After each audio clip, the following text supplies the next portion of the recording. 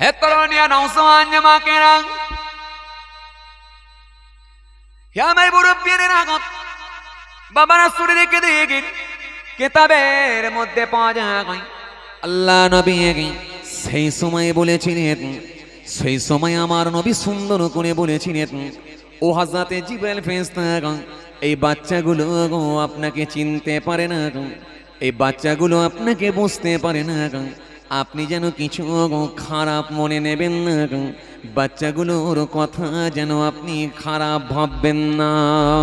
হযরতে জিবরাইল ফেরেশতা বলেছিলেন, ইয়া রাসূলুল্লাহ, ইয়া হাবিবাল্লাহ, ও আল্লাহ নবী, এই বাচ্চাগুলো কি খুঁজছে একটু অন্তত আমাকে বলুন। আল্লাহ নবী সেই সময় বলেছিলেন, আমার এক সাহাবী ছিলেন, আমার এক সাহাবী আছেন, যার নাম হলো দাইয়াতুল কলব। এই দাইয়াতুল কলবে আমার এক সাহাবী, যে সাহাবী আমার এই নাতি দুইজনাকে বড় ভালোবাসেন, বড় মহব্বত করেন। আমার নাতি দুইজনের সামনে যখন এসে পৌঁছে যান, নাতি দুজনার জন্য কিছু উপরকর কিছু খাবার অন্তত বাচ্চাদের জন্য নিয়ে আসেন, প্রত্যেক দিন নিয়ে আসেন। যখনই আমার কাছে আসেন খাবার নিয়ে আসেন, কিন্তু আজকে আপনি ওই আমার ওই সাহাবীর আকৃতি ধারণ করে এসেছেন, তাই এই বাচ্চাগুলো বুঝে উঠতে না পেরে আপনি যে ফারেস্তা, আপনি যে হযরতে জিবরাইল, এটা এরা জানে না। তাই আপনার হাতে হাত লাগাই আপনার পকেটে হাত বোলাতে শুরু করেছে। ভাই জিবরাইল যেন কিছু ভাববেন না, কষ্ট নেবেন না। ভাই জিবরাইল যেন কিছু মনে কষ্ট নেবেন না, কিছু দুঃখ নেবেন না। বাচ্চাগুলো আপনাকে চিনতে পারে না, এই বাচ্চাগুলো আপনাকে বুঝতে পারে না। আমার সাহাবীর আকৃতি ধারণ করে আপনি এসেছেন, এরা বাচ্চা মানুষ তো, তাই বুঝতে পারে না, তাই আমি বারে বারে টেনে নিচ্ছি। হযরতে জিবরাইল ফেরেশতা কথা শোনার পরে হযরতে জিবরাইল বলেছিলেন, ওয়াল্লাহ নবী, বিয়াদবি নেবেন না হুজুর, বিয়াদবি নেবেন না। এই বাচ্চাগুলোকে অন্তত একটু বুঝিয়ে রাখুন, বাচ্চাগুলোকে একটু অন্তত শান্ত করুন। ও আল্লাহর নবী, আমি এখনই একবার আসছি, একটু অন্তত শান্ত করুন। কিতাবের মধ্যে পাওয়া যায় হযরতে জিবরাইল কোথায় গায়েব হয়ে গেলেন, কোথায় অদৃশ্য হয়ে গেলেন। হযরতে জিবরাইলের আর কোনো খবর পাওয়া গেল না, কোথায় মুহূর্তের মধ্যে গায়েব হয়ে গেলেন। কিছুক্ষণের মধ্যেই দেখা যায় হযরতে জিবরাইল ফেরেশতা হাতেতে তরতাজা ফল নিয়ে, সুন্দর ফল নিয়ে, বিভিন্ন রকমের ফল নিয়ে রাসূলুল্লাহ দরবারে এসে হাজির হয়ে গেলেন। ওয়াল্লাহ নবী, এই বাচ্চাগুলোকে খাওয়ান, এই ফল নিয়ে এসেছি, এই ফলটা দুনিয়ার কোনো ফল নয়, এটা হলো আল্লাহর জান্নাতের ফল। বলবেন না, জান্নাতের ফল খাওয়ান বাচ্চাদেরকে। আল্লাহ নবী একটু মুচকি হাসলেন। বাচ্চা মানুষগুলোকে যখন ওই ফল ধরিয়ে দেয়া হলো, বাচ্চারাও আনন্দের সঙ্গে খেতে শুরু করলো। বাচ্চা মানুষ আনন্দের সঙ্গে ফল খাচ্ছে, আনন্দের সঙ্গে ফল খেতে লেগেছেন, ফল খাচ্ছেন। বেশ কিছুক্ষণ নবীর সঙ্গে কথোপকথন হলো হযরতে জিবরাইল আলাইহিস সালাম। জিবরাইল ফেরেশতা যখন বেশ কিছুক্ষণ কথোপকথন হলো, হওয়ার পরে আল্লাহ নবীকে একটু বলতে লেগেছেন, হুজুর একটা কথা বলবো। কি বলো জিবরাইল? হুজুর, এই যে বাচ্চাগুলো, এই বাচ্চাগুলোর সৌভাগ্য কত, এই বাচ্চাগুলোর নসিব কত, এই বাচ্চাগুলো কত ভাগ্যবান। এই বাচ্চাগুলোর মতো সৌভাগ্য পৃথিবীর জমিনে, আল্লাহর জমিনে আর কারোর হবে না। কারণ এই বাচ্চাগুলো দুনিয়ার জমিনে, আল্লাহর জমিনে আখিরি নবী, নূর নবী হযরতে নবী মুস্তাফা সাল্লাল্লাহু আলাইহি ওয়াসাল্লাম হুজুরের কোলে বসে আল্লাহর জান্নাতের ফল খেতে শুরু করেছে। একটু জোরে বলতে পারেন না? হুজুর, যে জান্নাত আল্লাহ দান করেন কাকে? মারা যাবার পর, ইন্তেকাল হয়ে যাবার পর যে মানুষটা ঈমানদার তাকে আল্লাহ জান্নাত দেবেন বলে আল্লাহ ঘোষণা দিয়েছেন। কোরআন শরীফের মধ্যে আল্লাহ বলেছেন, ইন্নাল্লাযীনা আমানু ওয়া আমিলুস সলিহাত কানাত লাহুম জান্নাতুল ফিরদাউসে নুজুলা। নিশ্চয় যারা ঈমান এনেছে আর পৃথিবীর জমিনে সৎ কর্ম ভালো কাজগুলো করেছে, আমি আল্লাহ কথা দিচ্ছি তাদের জন্যই রয়েছে আমার জান্নাতুল ফিরদাউস। জোরে বলবেন না? আবার অন্য জায়গায় আল্লাহ বললেন, কি বললেন? জান্নাত আমি দেব। ইন্নাল্লাযীনা আমানু ওয়া আমিলুস সলিহাত লাহুম জান্নাতুন তাজরি মিন তাহতিহাল আনহার যালিকাল ফাওজুল কাবীর। আমি আল্লাহ পাক জান্নাত দেব। কাদেরকে? ওই মানুষগুলোকে। কাদেরকে? নিশ্চয় যারা ঈমান এনেছে, সৎ কর্ম ভালো কাজগুলো করেছে, আমি আল্লাহ তাদেরকে জান্নাত দেব, যে জান্নাতের তলদেশ দিয়ে প্রবাহিত হবে নহর। জোরে বলতে পারেন না? আরো জোরে হয় না? জান্নাত আমি আল্লাহ দেব, জান্নাতের তলদেশ দিয়ে প্রবাহিত হবে নহর। যে নহর প্রবাহিত হবে জান্নাতের তলদেশ দিয়ে, জান্নাতের তলদেশ দিয়ে প্রবাহিত হবে নহর। যে জান্নাতটা এমনই জান্নাত, সারা পৃথিবীতে গোটা পৃথিবীর মানুষ যদিও চাই জান্নাতের মতো একটা বাংলো বানাবো, জান্নাতের মতো বাংলো বানাবেন কারোর ক্ষমতা হবে না। সারা ভারতবর্ষের জমিনে সব থেকে যিনি ধনী লোক, তিনিও জান্নাতের মতো একটা বাংলো বানাতে পারবে না। সারা পৃথিবীর জমিনে যে কোনো কান্ট্রি, যে কোনো দেশের দিকে তাকান না কেন, জান্নাতের মতো বাংলো বানাবার ক্ষমতা আল্লাহ কারোর দেন নিয়ে। অথচ আমার আল্লাহ কথা দিয়েছেন, আমার আল্লাহ ওয়াদা দিয়েছেন, নিশ্চয় যারা ঈমান আনবে আর পৃথিবীর জমিনে সৎ কর্ম ভালো কাজগুলো করবে, আমি আল্লাহ কথা দিচ্ছি তাদেরকে জান্নাত দেব, যে জান্নাতের তলদেশ দিয়ে নহর প্রবাহিত হবে। হতে পারে সেটা মধুর নহর, হতে পারে সেটা সারাবের নহর, হতে পারে সেটা পানির নহর, হতে পারে সেটা দুধের নহর।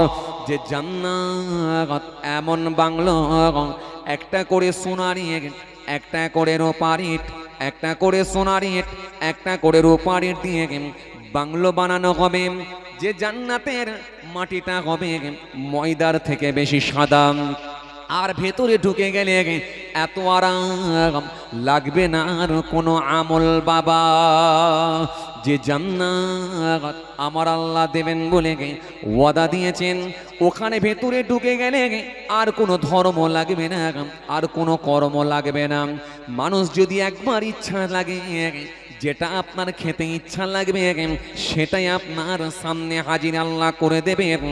আপনি যেটা খেতে ইচ্ছা পোষণ করবেন সেটাই আপনার সামনে পৌঁছে যাবে। আপনি মনে রাখবেন, জান্নাতের আপেল দুনিয়ার আপেল একই আপেল, কিন্তু স্বাদ আলাদা, টেস্ট আলাদা। জান্নাতের আঙুর দুনিয়ার আঙুর কিন্তু একই, কিন্তু স্বাদ আলাদা, টেস্ট আলাদা, সাইজ আলাদা। কিন্তু ওটাও আপেল হবে, এটাও আপেল, ওটাও আঙুর হবে, এটাও আঙুর হবে, ওটাও বাদানা হবে, এটাও বাদানা হবে, ওটাও লেবু হবে, এটাও লেবু হবে, কিন্তু টেস্ট সম্পূর্ণ আলাদা হয়ে যাবে। যাতে করে মানুষের সুবিধার্থে, কেন মানুষ ওখানের আপেল এখানের আপেল যদি একই রকমের না হয় মানুষ তো চিনতে পারবে না। এই জন্য কারোর ইচ্ছা লাগতে পারে আমি আপেল খাবো, ওই আপেলটা আল্লাহ হাজির করে দেবে, হাজির হয়ে যাবে মুহূর্তের মধ্যে, কিন্তু ওর টেস্ট স্বাদ সম্পূর্ণ আলাদা হবে পৃথিবীর আপেলের সঙ্গে। আর জান্নাতের আপেলের কোনো মিল থাকবে না, স্বাদের ক্ষেত্রে মজার ক্ষেত্রে সম্পূর্ণ আলাদা হয়ে যাবে। এখন আপনার ইচ্ছা লাগতে পারে আঙ্গুর খাবো, কথা বলে না, ইচ্ছা লাগতে পারে না যে আঙ্গুর খাবো, কিন্তু আপনি পৃথিবীর জমিনে যে আঙ্গুর দেখেছেন, এখন যদি সেখানে ওই একই ডিজাইনের আঙ্গুর যদি না হয়, তাহলে তো আপনি নিজেও গুলিয়ে ফেলবেন যে আসলে এটা আঙ্গুর না অন্য কিছু। এই জন্য দুনিয়ার ফলের সঙ্গে তার মিল থাকবে, কিন্তু স্বাদ সম্পূর্ণ আলাদা হয়ে যাবে, মজা সম্পূর্ণ আলাদা হবে, গুণ সম্পূর্ণ আলাদা হবে। এটা দুনিয়ার খাবারের সঙ্গে মিলবে না, যেটা একবার খেলে দ্বিতীয়বার আর ইচ্ছাই লাগবে না, এত টেস্টফুল খাবার। জি, নবী একবার দরবারে বসে আছেন, সাহাবীদের সঙ্গে কথোপকথন করছেন, কথাবার্তা বলছেন। হঠাৎ করে দেখা যায় আল্লাহ নবী একটু মুচকি হাসলেন, হেসে হাতখানাকে ওপর দিকে উত্তোলন করলেন, ওপর দিকে তুললেন। মুহূর্তের মধ্যে আবার হাতখানাকে নামিয়ে নিলেন, মুহূর্তের মধ্যে হাতখানাকে টেনে নিলেন। টেনে নিয়ে নবীর মুখটা একটু শুকিয়ে গেল, মনটা একটু খারাপ হয়ে গেল। সাহাবায়ে কেরামের এই দৃশ্য, নবীর ফেসটা দেখে সাহাবায়ে কেরামের একটু কনফিউজের মধ্যে পড়ে গেলেন, একটু কনফিউজের মধ্যে পড়ে গেলেন, একটু চিন্তিত হয়ে পড়লেন যে হঠাৎ করে নবী ওপর দিকে হাত তুললেন, তুলে একবার মুচকি হাসলেন, আবার হাত টেনে নিলেন। টেনে নিয়ে নবীর মুখটা, ফেসটা চেঞ্জ হয়ে গেল। কেন? মুখ ফেস যখন চেঞ্জ হয়, একটা মানুষের মুখটা, ফেসটা যখন, তার লুকটা যখন চেঞ্জ হয়ে যায়, তখন মানুষটাকে অনেকটা ধারণা করা যায় যে মানুষটা কি বুঝতে চাইছে বা কি বলতে চাইছে। দেখবেন খোশ মেজাজে থাকলে তার মুখে দেখবেন হাসি হাসি ভাব, তখন মানুষটা খুব খুশিতে আছে বা শান্তিতে আছে। আবার যখন দেখবেন লোকটা খুব রাগান্বিত হয়ে গেছে বা রেগে গেছে, কারোর ওপরে রাগ হয়ে গেছে, তার মধ্যে একটা গুসা, রাগ তৈরি হয়েছে, রাগ তৈরি হয়ে গেলে দেখবেন ফেসটা তার আলাদা হয়ে যায়, হয় না? তার চেহারাতে কিন্তু ফুটে উঠে সে রেগে আছে না সে কি বলে আনন্দের মধ্যে আছে, তার চেহারাই কিন্তু পরিষ্কার হয়, ফুটে ওঠে। নবী যখন একবার মুচকি হেসেছেন, হাতখানাকে তুলেছেন, আবার হাতটা নামিয়ে নিলেন। নামিয়ে নেওয়ার সাথে সাথে নবী আবার কি বলে মুখের ফেসটা পাল্টে গেল। সাহাবায়ে কেরামের একটু টেনশনের মধ্যে পড়ে গেলেন, একটু চিন্তিত হলেন। আল্লাহ নবী সাল্লাল্লাহু আলাইহি ওয়াসাল্লামকে জিজ্ঞাসা করলেন, ইয়া রাসূলুল্লাহ, হাবিব আল্লাহ, হুজুর বেয়াদবি নেবেন না, একটু বলবো হুজুর। কি বলো আমার সাহাবীরা? ও আল্লাহ নবী, একবার আপনার মুখের দিকে তাকালাম, আপনি বড্ড হাসি হাসি মুখ, হাতখানাকে উপর দিকে তুললেন, মুহূর্তের মধ্যে দেখলাম আবার হাতটাকে নামিয়ে নিলেন, মুহূর্তের মধ্যে দেখলাম আবার হাতটাকে টেনে নিলেন। এই হাতটাকে টেনে নিলেন, নিয়ে দেখলাম আপনার ফেস, মুখটা, চেহারার আকৃতি বা ফেসটা, লুকটা আপনার পাল্টে গেল, যেন আপনি বড় নারাজ হয়ে গেলেন, অসন্তুষ্ট হয়ে গেলেন। হুজুর এই দুরকম হয়ে গেল কেন? আমরা বুঝে উঠতে পারলাম না, যদি একটু ব্যাপারটা বুঝিয়ে বলতেন। কথা শুনছেন বাবাজি? এই কথা শুনছেন? জি, যদি একটু বুঝিয়ে বলতেন। আমি বেশি সময় করব না, অল্প সময় কিছু আলোচনা করছি, একটু খেয়াল করেন। জি হুজুর, যদি একটু বুঝিয়ে বলতেন। আল্লাহ নবী সেই সময় বলেছিলেন, ও আমার সাহাবীরা শুনে রেখে দাও, আমি হলাম নবী, আমি হলাম রাসূল। আমাকে আমার আল্লাহ যা জানান তোমাদেরকে তা জানান না, আমাকে আমার আল্লাহ যা দেখান তোমাদেরকে তা দেখান না। বাবা সাহাবীরা দরবারে বসে তোমাদের সঙ্গে কথোপকথন করছিলাম, কথাবার্তা বলছিলাম। হঠাৎ করে আমার আল্লাহ হযরতে জিবরাইল ফেরেশতাকে দিয়ে জান্নাতটা আমাকে দেখিয়ে দিলেন। জোরে বলবেন না, আরো জোরে হয় না? জান্নাতটা যখন আমি দেখতে পেলাম, আমার মনে আনন্দ জেগে উঠল, আমি বড় খুশি হয়ে গেলাম। ও আমার সাহাবীরা শুনে রেখে দাও, জান্নাতের আঙুর আমার আল্লাহ, জান্নাতের আঙুরগুলো, জান্নাতের আঙুরের গাছ হযরতে জিবরাইল ফেরেশতা আমার সামনে দেখালেন। যখনই আমি জান্নাতের টাটকা আঙুর দেখতে পেলাম, কি সুন্দর আঙুর, একটা খেতে পারলে জান ঠান্ডা হয়ে যাবে, এই কথা মনে করে যখন আঙুরের দিকে আমি তাকিয়ে দেখলাম, জান্নাতের আঙুরখানা দেখে আমি রাসূলুল্লাহ আর সহ্য করতে পারলাম না, আমি আমার হাতকে উত্তোলন করলাম, হাতখানাকে তুলে ধরলাম। হাতখানাকে তুলে ধরে যখনই আমি আঙুরখানা পাড়তে গেলাম, হঠাৎ করে দেখা যায় ওই জান্নাতের আঙুরখানা, ওই জান্নাতখানা কোথায় সরে গেল। মুহূর্তের মধ্যে আমার সামনে জাহান্নামটা দেখানো হলো। জাহান্নামের যে বিকট গর্জন, জাহান্নামের যে আওয়াজ, জাহান্নামের যে ভয়ঙ্কর ডাক, জাহান্নামের যে আওয়াজ, জাহান্নামের যে ডাক, জাহান্নামের যে গর্জন আমার কানে এসে আওয়াজ পৌঁছে গেল। এখন জাহান্নামের ভয়ঙ্কর দৃশ্য যখন আমি দেখলাম, আমি আমার হাতখানাকে নামিয়ে দিলাম, আমি আমার হাতখানাকে টেনে নিলাম। আমার মনটা বড় খারাপ হয়ে গেল, আমার মনটা বড় শুকিয়ে গেল, মুখটা পাল্টে গেল।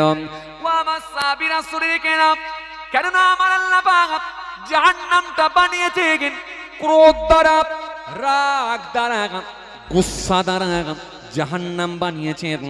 জাহান্নামটা আমার আল্লাহ বানিয়েছেন লোভ দিয়ে, রাগ দিয়ে, গুসা দিয়ে, চাহিদা দিয়ে আল্লাহ জাহান্নাম বানিয়েছেন। এই জন্য পৃথিবীর মানুষ, যে মানুষগুলো এই জিনিসগুলোকে বর্জন করতে পারবে, তার লোভকে সে কন্ট্রোল করতে পারবে, চাহিদা থেকে সে বিরত থাকতে পারবে, দুনিয়ার মোহ থেকে নিজেকে লুকিয়ে নিতে পারবে, দুনিয়ার মোহ থেকে দিনেকে বাঁচাতে পারবে। যদি সে অন্যায় কাজগুলো থেকে বিরত থাকতে পারে, তাহলে জাহান্নামের আগুন থেকে সে বাঁচতে পারবে। কেন জান্নাতটা আমার আল্লাহ বানিয়েছে শান্তি দিয়ে, সুখ দিয়ে, আরাম দিয়ে, ভালোবাসা দিয়ে জান্নাত আল্লাহ বানিয়ে দিয়েছেন। যে জান্নাত সর্বসময়, জান্নাত সর্বসময়, জান্নাত সর্বসময় আকাঙ্ক্ষা করে, আশা করে আমার ভেতরে ভালো মানুষগুলো আসুক, আমার ভেতরে ভালো মানুষগুলো আসুক, আমার ভেতরে ভালো মানুষগুলো আসুক। জান্নাত সর্বসময় ইচ্ছা পোষণ করে, আকাঙ্ক্ষা করে আমার ভেতরে ভালো মানুষগুলো আসুক। এই জন্য ভালো মানুষ, স্বচ্ছ মানুষগুলো জান্নাতে যাবে। ও আমার সাহাবীরা শুনে রাখো, ওই আঙুর যখন আমি দেখেছিলাম, হাতখানাকে উত্তোলন করেছিলাম, আর যখন আঙুরটা সরিয়ে দেওয়া হয়েছিল, হাতটাকে আমি নামিয়ে নিয়েছিলাম। তবে আমার সাহাবীরা শুনে রেখে দাও, জেনে রেখে দাও, যদি ওই আঙুরের ভেতর থেকে একটা আঙুর যদি আমি পেরে নিতে পারতাম, একটা আঙুর যদি আমি নিয়ে আসতে পারতাম, তাহলে সারা পৃথিবীর জমিনে তোমরা, পৃথিবীর মানুষ আল্লাহর জমিনে বসে বসে ওই আঙুর খানা খেতে পারত। কিন্তু জান্নাতের আঙুর দুনিয়ার মানুষ পাবে না, তাই আমার আল্লাহ সরিয়ে দিয়েছিলেন। একমাত্র স্পেশাল করে আল্লাহ খাইয়েছিলেন কানাদেরকে রাসূলুল্লাহর দুই নাতি, কলিজার টুকরা নাতি, হযরত ইমাম হাসান, হযরত ইমাম হুসাইন রাদিয়াল্লাহু তাআলা আনহুমা। কথা কিছু বুঝতে পারছেন? সেই প্রথমের দিকে ফিরে এলাম, যেখান থেকে বলতে বলতে বলতে বলতে আমি এত দূর চলে এলাম। জান্নাত প্রসঙ্গ এসে গেল বলে তাই একটু টাচ করলাম। এমন বাংলো আল্লাহ জান্নাতি মানুষদেরকে দেবেন, পৃথিবীর জমিনে, গোটা পৃথিবীর জমিনে এই বাংলো বানাবার মতো কারোর ক্ষমতা হয় না, হবে না। সারা ভারতবর্ষের জমিনে যদি আপনি খুঁজে দেখেন, এই ভারতবর্ষের জমিনে সব থেকে ধনী লোককে বলেন আম্বানি, মুকেশ আম্বানি। বাংলাদেশ যদি আপনি খুঁজে দেখেন, পাশের দেশ বাংলাদেশ, বাংলাদেশের জমিনে সব থেকে ধনী লোককে জানা নাই। চলুন জাপানের দিকে যদি তাকান, জাপানের জমিনে সব থেকে ধনী লোককে জানা নাই, বাদ দেন, তাকান তাকান। চলুন দুবাইয়ের দিকে যদি তাকান, দুবাইয়ের জমিনে সব থেকে ধনী লোককে জানা নাই, বাদ দেন, তাকান। বলবেন হুজুর দুবাইয়ের লোক তো আমি নই, আর আমার জানারও কোনো দরকার নাই। হুজুর আমি বাংলাদেশের লোক নই, তো আমার জানারও কোনো দরকার নাই। হুজুর আমি আমেরিকার লোক নই, তো আমার জানারও কোনো দরকার নাই। তাই ভারতের লোক, ভারতটাই জেনেছি, একদম ঠিক। এই আপনাদের উপরে কোনো কথা বলার জায়গা নাই। যেহেতু আমি আমার দেশকে নিয়ে ভাবি আর আমার বাংলাকে নিয়ে ভাবি, আমি এই দেশ ভারতবর্ষ আমার দেশ, এই দেশকে নিয়ে আমি গর্ববোধ করি। এই দেশেতেই জন্মগ্রহণ করেছি, আর আল্লাহ যখন ডাকবেন এই দেশেতেই মৃত্যুবরণ করব। দেশকে নিয়ে আমি গর্ববোধ করি, তাই আজকে আমরা বুক ফুলিয়ে বলতে পারি, এই দেশকে স্বাধীন করতে গিয়ে, এই দেশকে স্বাধীন করতে গিয়ে বহু মুসলমান জীবন দিয়েছে, বহু হিন্দু ভাই জীবন দিয়েছে, বহু মানুষ তারা জীবন দিয়েছে, প্রাণ দিয়েছে, জীবনকে উৎসর্গ করে তারা এই দেশকে স্বাধীন করতে পেরেছে। কথা ঠিক কিনা ভুল বলে? বহু আলেম ওলামা হাফেজ তারা দেশের জন্য জীবন দিয়েছে। তাই কম বেশি প্রায় ৯৫,০০০-এর কাছাকাছি মানুষের নাম পাওয়া যায়। ৯৫,০০০-এর কাছাকাছি মানুষের নাম পাওয়া যায়।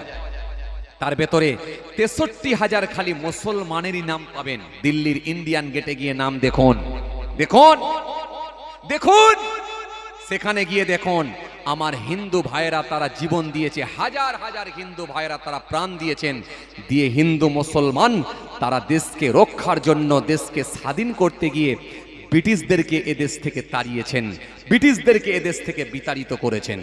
বড় আফসোস লাগে আজকে দেশের জমিনে যারা মুসলমানদেরকে দেশের গাদ্দার বলে, আসলে তারা নিজেরাই গাদ্দার, তারা নিজেরাই গাদ্দার, তারাই ব্রিটিশদের দালাল। তাই এই দেশে তারা এখন দালালি করতে এসে হিন্দু মুসলমানের মধ্যে বিভেদ তৈরি করতে চেষ্টা চালাচ্ছে, সারা দেশে হিন্দু মুসলমানের মধ্যে বিভাজন তৈরি করার চেষ্টা চালাচ্ছে। শুধু একটা শ্রেণীর রাজনৈতিক দল, কিছু সংখ্যক মানুষ, তারা হিংসা ছাড়া আর তাদের মুখে কোনো কথা নাই। বড় আফসোস লাগে দেশের জন্য যারা রক্ত দিয়েছে, দেশের জন্য যারা জীবন দিয়েছে, তাদের নামগুলো মনে পড়লে আমাদের হৃদয়ে দাগ কেটে যায়। দেশের জন্য তারা জীবন দিয়েছে, তাই আমাদের মাঝে মাঝে মনে পড়ে যায় আশফাকুল্লাহ খানের কথা মনে পড়ে যায়, মাওলানা আবুল কালাম আজাদের কথা মনে পড়ে যায়, তিতুমিরের কথা মনে পড়ে যায়। তাই আমাদের মনে পড়ে যায় রাজা রামমোহন রায়ের কথা মনে পড়ে যায়, ঈশ্বরচন্দ্র বিদ্যাসাগরের কথা আমাদের মনে পড়ে যায়, বিশ্বকবি রবীন্দ্রনাথ ঠাকুরের কথা আমাদের মনে পড়ে যায়, জি আমাদের মনে পড়ে যায়, জি শ্রী রামকৃষ্ণ দেবের কথা আমাদের মনে পড়ে যায়। যারা দেশের জন্য, তারা সর্বসময় মানুষের জন্য সর্বসময় সম্প্রীতির কথা বলেছে, ভালোবাসার কথা বলেছে, আন্তরিকতার কথা বলেছে। এই বাংলার জমিনে, ভারতের জমিনে যাদের নামগুলো আজও পর্যন্ত স্বর্ণ অক্ষরে লেখা হয়ে গিয়েছে, আজকে মানুষ তাদেরকে ভুলে যাচ্ছে, ভুলে গিয়ে বিভাজনের রাজনীতি করে সব যেন ওলট পালট করে দেওয়ার চেষ্টা চালাচ্ছে।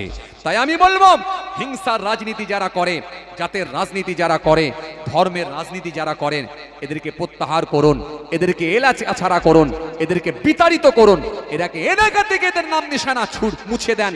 এদেরকে আগামী দিন এমন একটা দিন আসবে যেমন ব্রিটিশদেরকে তাড়ানো সম্ভব হয়েছে, এদেরকেও তাড়িয়ে আমরা এদেশ থেকে বিতাড়িত করব। হিন্দু মুসলমান শিখ ইসাইয়ের মধ্যে সম্প্রীতি ভালোবাসা যেমন ছিল, আজও আছে, আগামী দিনে আরো বেড়ে যাবে। যারা অশান্তি লাগাবার চেষ্টা করে তাদেরকে বিতাড়িত করুন। কারণ হিন্দু মুসলমান আমরা ছোট থেকে একভাবে বড় হয়ে এসেছি, একই মাঠে ফুটবল খেলা থেকে শুরু করে, একই চায়ের দোকানে চা খাওয়া থেকে শুরু করে, একই স্কুলে আমরা একই সাইকেলে করে চেপে যাওয়া থেকে শুরু করে এই ভালোবাসা, এই সম্প্রীতি আমাদের ছিল, আছে, থাকবে। তাই যেখানে রামের বাস সেখানে রহিমের বাস, যেখানে জয়দেবের বাস সেখানে জয়নালের বাস, যেখানে মধুর বাস সেখানে সত্তারের বাস। এটাই হলো সম্প্রীতি, এটাই হলো ভালোবাসা। যারা হিংসার বাতাবরণ তৈরি করার চেষ্টা চালায় তাদেরকে এলাকা ছাড়া করুন। হিন্দু মুসলমান শিখ ইসাই এক প্ল্যাটফর্মে এসে যারা অশান্তি লাগাবার চেষ্টা করে তাদেরকে এলাকা থেকে বিতাড়িত করুন। শান্তি ছিল, আছে, আগামী দিনে আরো শান্তি ফিরে আসবে। যারা অশান্তি লাগাবার চেষ্টা করেন তাদেরকে এলাকা ছাড়া করুন। যাই হোক, আমি কোনো রাজনীতির লোক নয়, কারোর পক্ষপাতিত্ব করে আমি কথা বলি না। বর্তমান সিচুয়েশনের দিকে লক্ষ্য করে দুটো একটা কটা টাচ দিচ্ছি। চলুন আলোচনার দিকে আগিয়ে যাই, যেদিক থেকে আমি ছেড়ে এলাম। তো এই পৃথিবীর জমিনে ভাগ্যবান ব্যক্তি যারা জান্নাতের ফল খাওয়ার সৌভাগ্য হয়েছিল, রাসূলুল্লাহর দুই নাতি, কলিজার টুকরা নাতি, হযরত ইমাম হাসান, হযরত ইমাম হোসাইন রাদিয়াল্লাহু তাআলা আনহুমা। দুই নাতিকে আল্লাহ পাক ভালোবেসে নিয়েছিলেন, নবীর কোলে বসে বসে ফল খেয়েছিলেন। হে তরুণিয়া নওজওয়ান জামাকেরা, হে মাই মুরব্বিয়ানেরা, বাবা রাসূলের দিকে কিতাবের মধ্যে পাওয়া যায় রাসূলুল্লাহর দুই নাতি, হযরত ইমাম হাসান, হযরত ইমাম হোসাইন রাদিয়াল্লাহু তাআলা আনহুমা। হুজুর দুইজনা বসে বসে যখন ফল খাচ্ছেন, মুহূর্তের মধ্যে দেখা যায় হযরতে জিবরাইল ফেরেশতা বললেন, ওয়াল্লাহ নবী, বিয়াদবি নেবেন না হুজুর, আপনার এই নাতিদের মতো ভাগ্যবান ব্যক্তি কি আর কেউ হবে? আল্লাহর জমিনে বসে বসে দোনো জাহানের বাদশাহ আখরি নবীর কোলে বসে বসে জান্নাতের ফল খেতে লেগেছি। ও আল্লাহ নবী, তবে আপনার এই নাতি দুজনের ওপরে আমার আল্লাহ পরীক্ষা নেবেন, আমার আল্লাহ পাক পরীক্ষা নেবেন। আপনার নাতিদের মৃত্যু, নাতিরা যখন ইন্তেকাল করবেন, ইন্তেকালটা বড় কঠিন হয়ে যাবে, সেই সময়টা বড় কঠিন হয়ে যাবে। কেন আপনার বড় নাতিকে দুশ্মনের দল বিষ পান করিয়ে শহীদ করে দেবে, আর আপনার ছোট নাতিকে হযরত ইমাম হোসাইন রাদিয়াল্লাহু তাআলা আনহুকে কারবালার ময়দানে সমস্ত পরিবার বর্গকে এবং নবীর কলিজার টুকরা নাতিকে ইমাম হোসাইনকেও শহীদ করে দেয়া হবে। আল্লাহ নবী বিয়াদবি নেবেন না। আপনার বড় নাতি যখন ইন্তেকাল হয়ে যাবে, তার গোটা শরীরটা সবুজ বর্ণের হয়ে যাবে, নীল কালারের হয়ে যাবে, সবুজ কালারের হয়ে যাবে, নীল কালারের হয়ে যাবে, যার কারণে আমার আল্লাহ পাক জান্নাতের ভেতরে আপনার বড় নাতিকে ভালোবেসে বড় নাতির জন্য সবুজ কালারের একটা ঘর আল্লাহ রেখে দিয়েছি। ও আল্লাহ নবী বিয়াদবি নেবেন না ওজর। আপনার ছোট নাতি হযরত ইমাম হোসাইন রাদিয়াল্লাহু তাআলা আনহুকে কারবালা ময়দানে যখন দুশমনের দল শহীদ করে দেবে, জমিনটা রক্তে লাল হয়ে যাবে। ও আল্লাহ নবী, জমিনটা রক্তে লাল হয়ে যাবে। ফারেশতারা চিৎকার দেবে, হাই হোসেন হাই হোসেন। জেনেরা চিৎকার দেবে, হাই হোসেন হাই হোসেন, হাই হোসেন হাই হোসেন। গোটা পৃথিবী অন্ধকার হয়ে যাবে, জমিনখানা কম্পন হবে। ও আল্লাহ নবী, আপনার ছোট নাতি শহীদি মত বরণ করবে, জমিনটা রক্তে লাল হয়ে যাবে। এই জন্য আমার আল্লাহ জান্নাতের ভেতরে আপনার ছোট নাতির জন্য একটা লাল কালারের ঘর আল্লাহ রেখে দিয়েছেন। ও আল্লাহ নবী, ভেঙে পড়বেন না। ও আল্লাহ নবী, মন খারাপ করবেন না। আপনার এই নাতি দুইজনের ওপরে কঠিন মুসিবত চলবে, কঠিন পরীক্ষা চলবে, কঠিন মুসিবত চলবে। ও আল্লাহ নবী, সেই দিনগুলো কিন্তু বড় কঠিন হয়ে যাবে। ও আল্লাহ নবী, ভেঙে পড়বেন না, মন খারাপ করবেন না। কারণ আমার আল্লাহ পাক কাল কিয়ামতের ময়দানে আপনার এই দুইজন নাতিদেরকে দেখিয়ে, কাল কিয়ামতের ময়দানে আপনার দুই নাতিকে দেখিয়ে কোটি কোটি উম্মতদেরকে আপনার ওসিলায় আল্লাহ জান্নাত করে দেবে।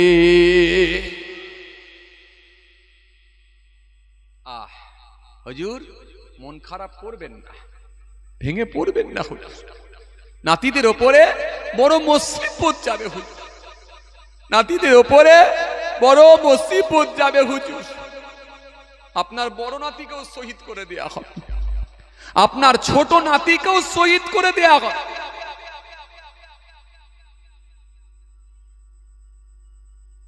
হযরত জিবরাইল ফেরেশতা এই কথা শুনিয়ে দিলেন।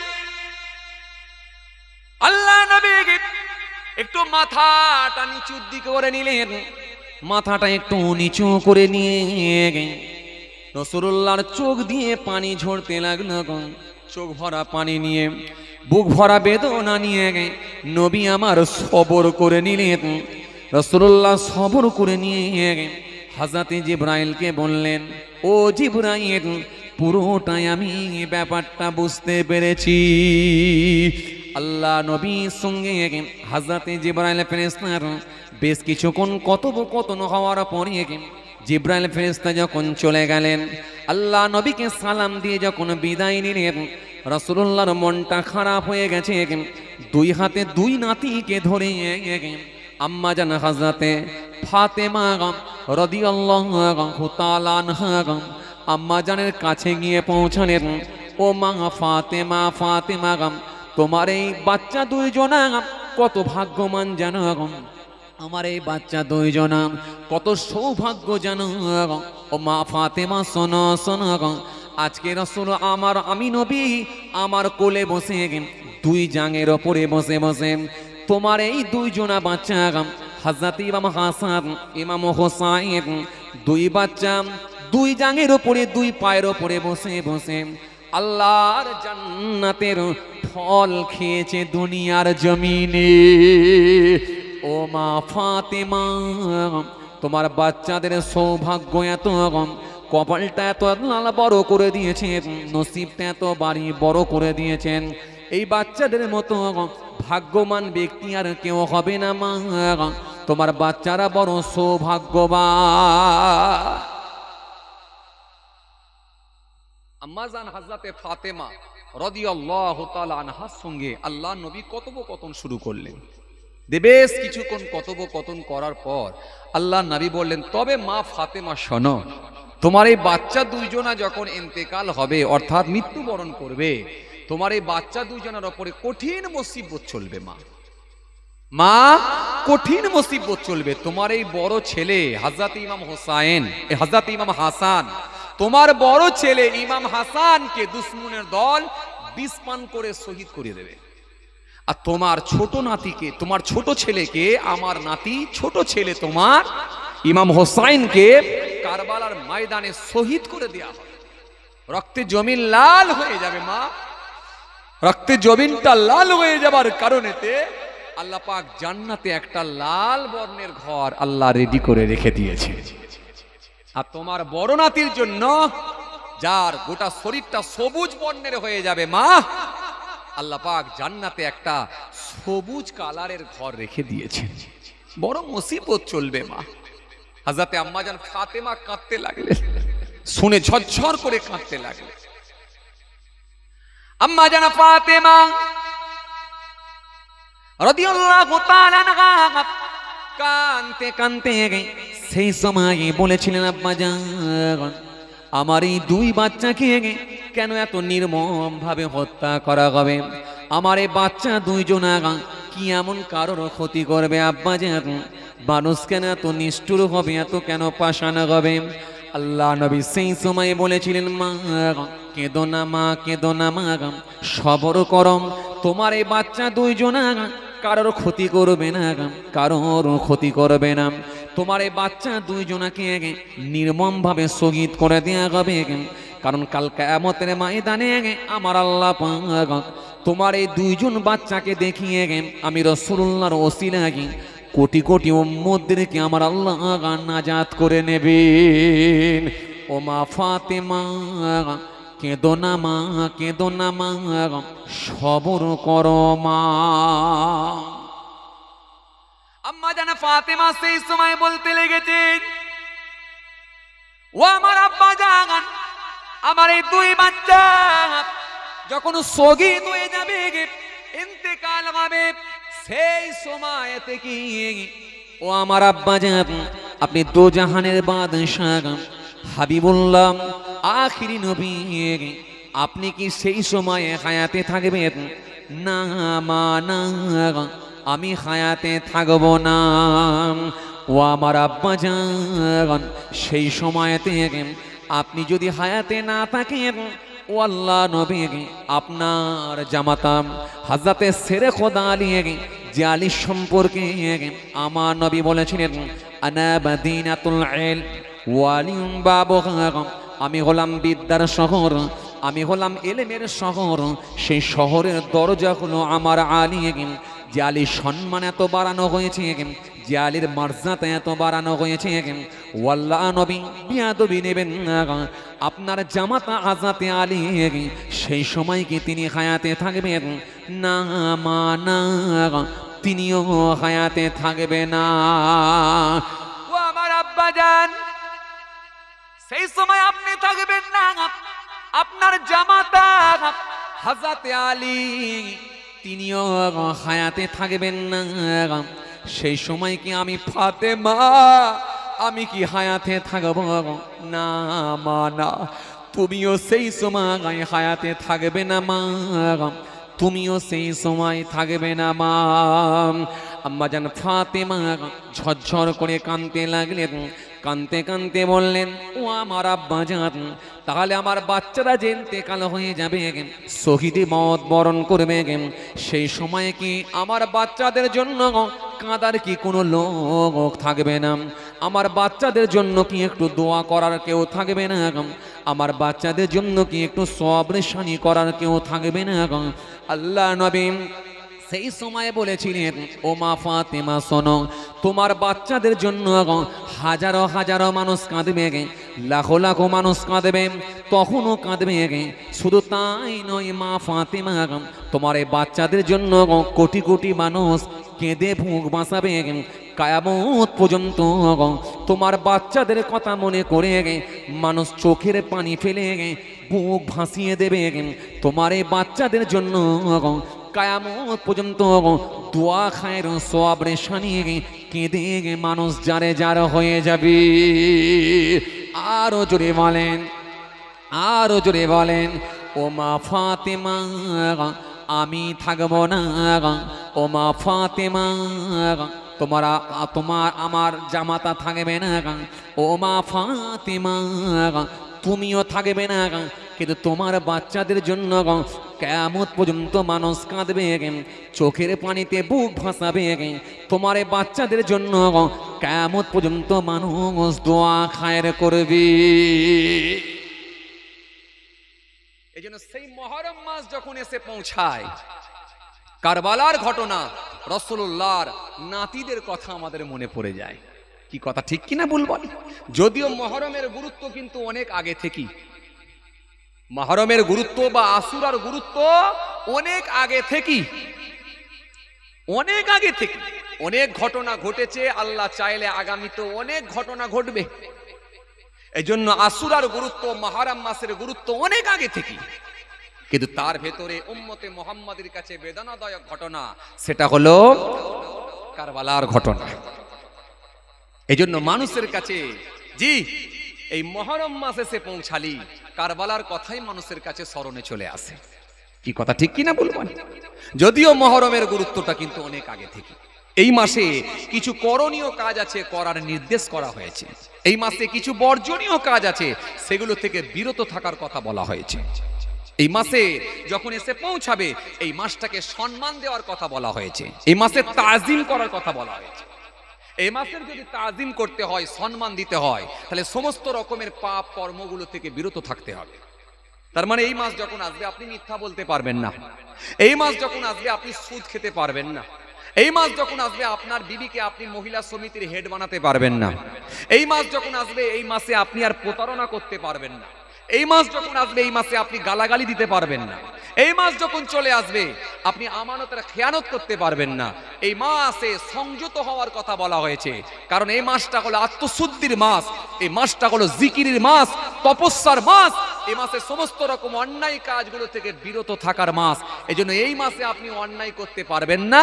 যখন মুহররম মাস চলে যাবে, আবার আগের মতো শুরু হবে। কি বলেন আপনারা? কথা বলে না।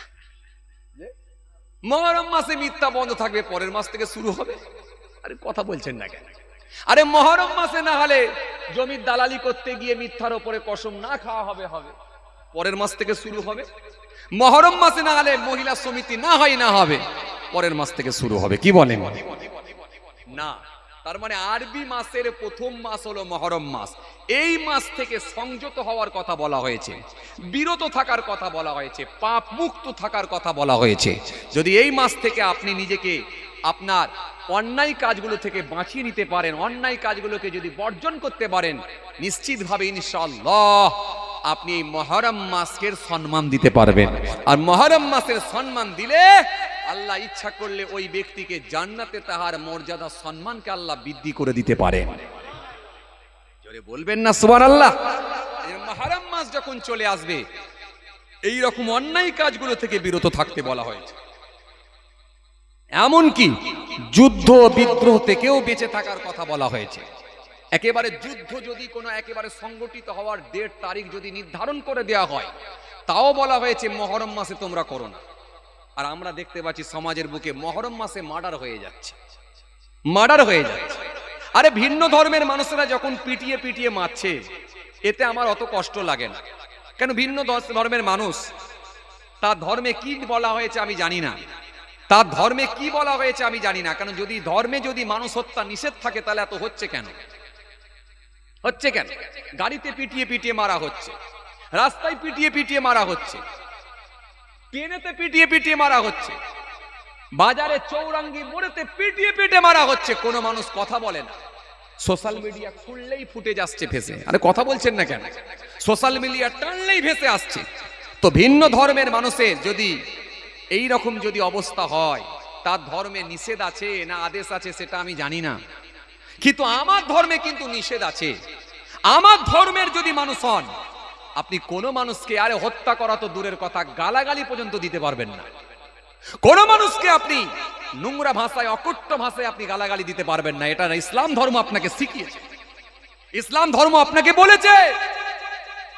আপনি কেন দেবেন? যদি আপনি দিয়ে থাকেন তাহলে আপনি মুসলমান নয়, আপনি মুসলমান হতে পারেননি। শুধু মুসলমান গরুর গোশত খেলে মুসলমান হয় না, ঈদ বকরিদ খেলে, ঈদ বকরিদের নামাজ পড়লে শুধু মুসলমান হয় না। আল্লাহ কোরআনে কারীমের মধ্যে সুন্দর করে বলেছেন, ইয়া আইয়ুহাল্লাযীনা আমানুত্তাকুল্লাহ, হে ঈমানদারেরা তোমরা আমি আল্লাহকে ভয় করো। জি, আকুলু কাওলান সাদীদা ইউসলিহু লাকুম আমালাকুম ওয়া ইয়াগফিরু লাকুম যুনুবাকুম ওয়া মান ইউতি'ইল্লাহ ওয়া রাসূলাহু ফাকাদ ফাযা ফাওজান আযীম।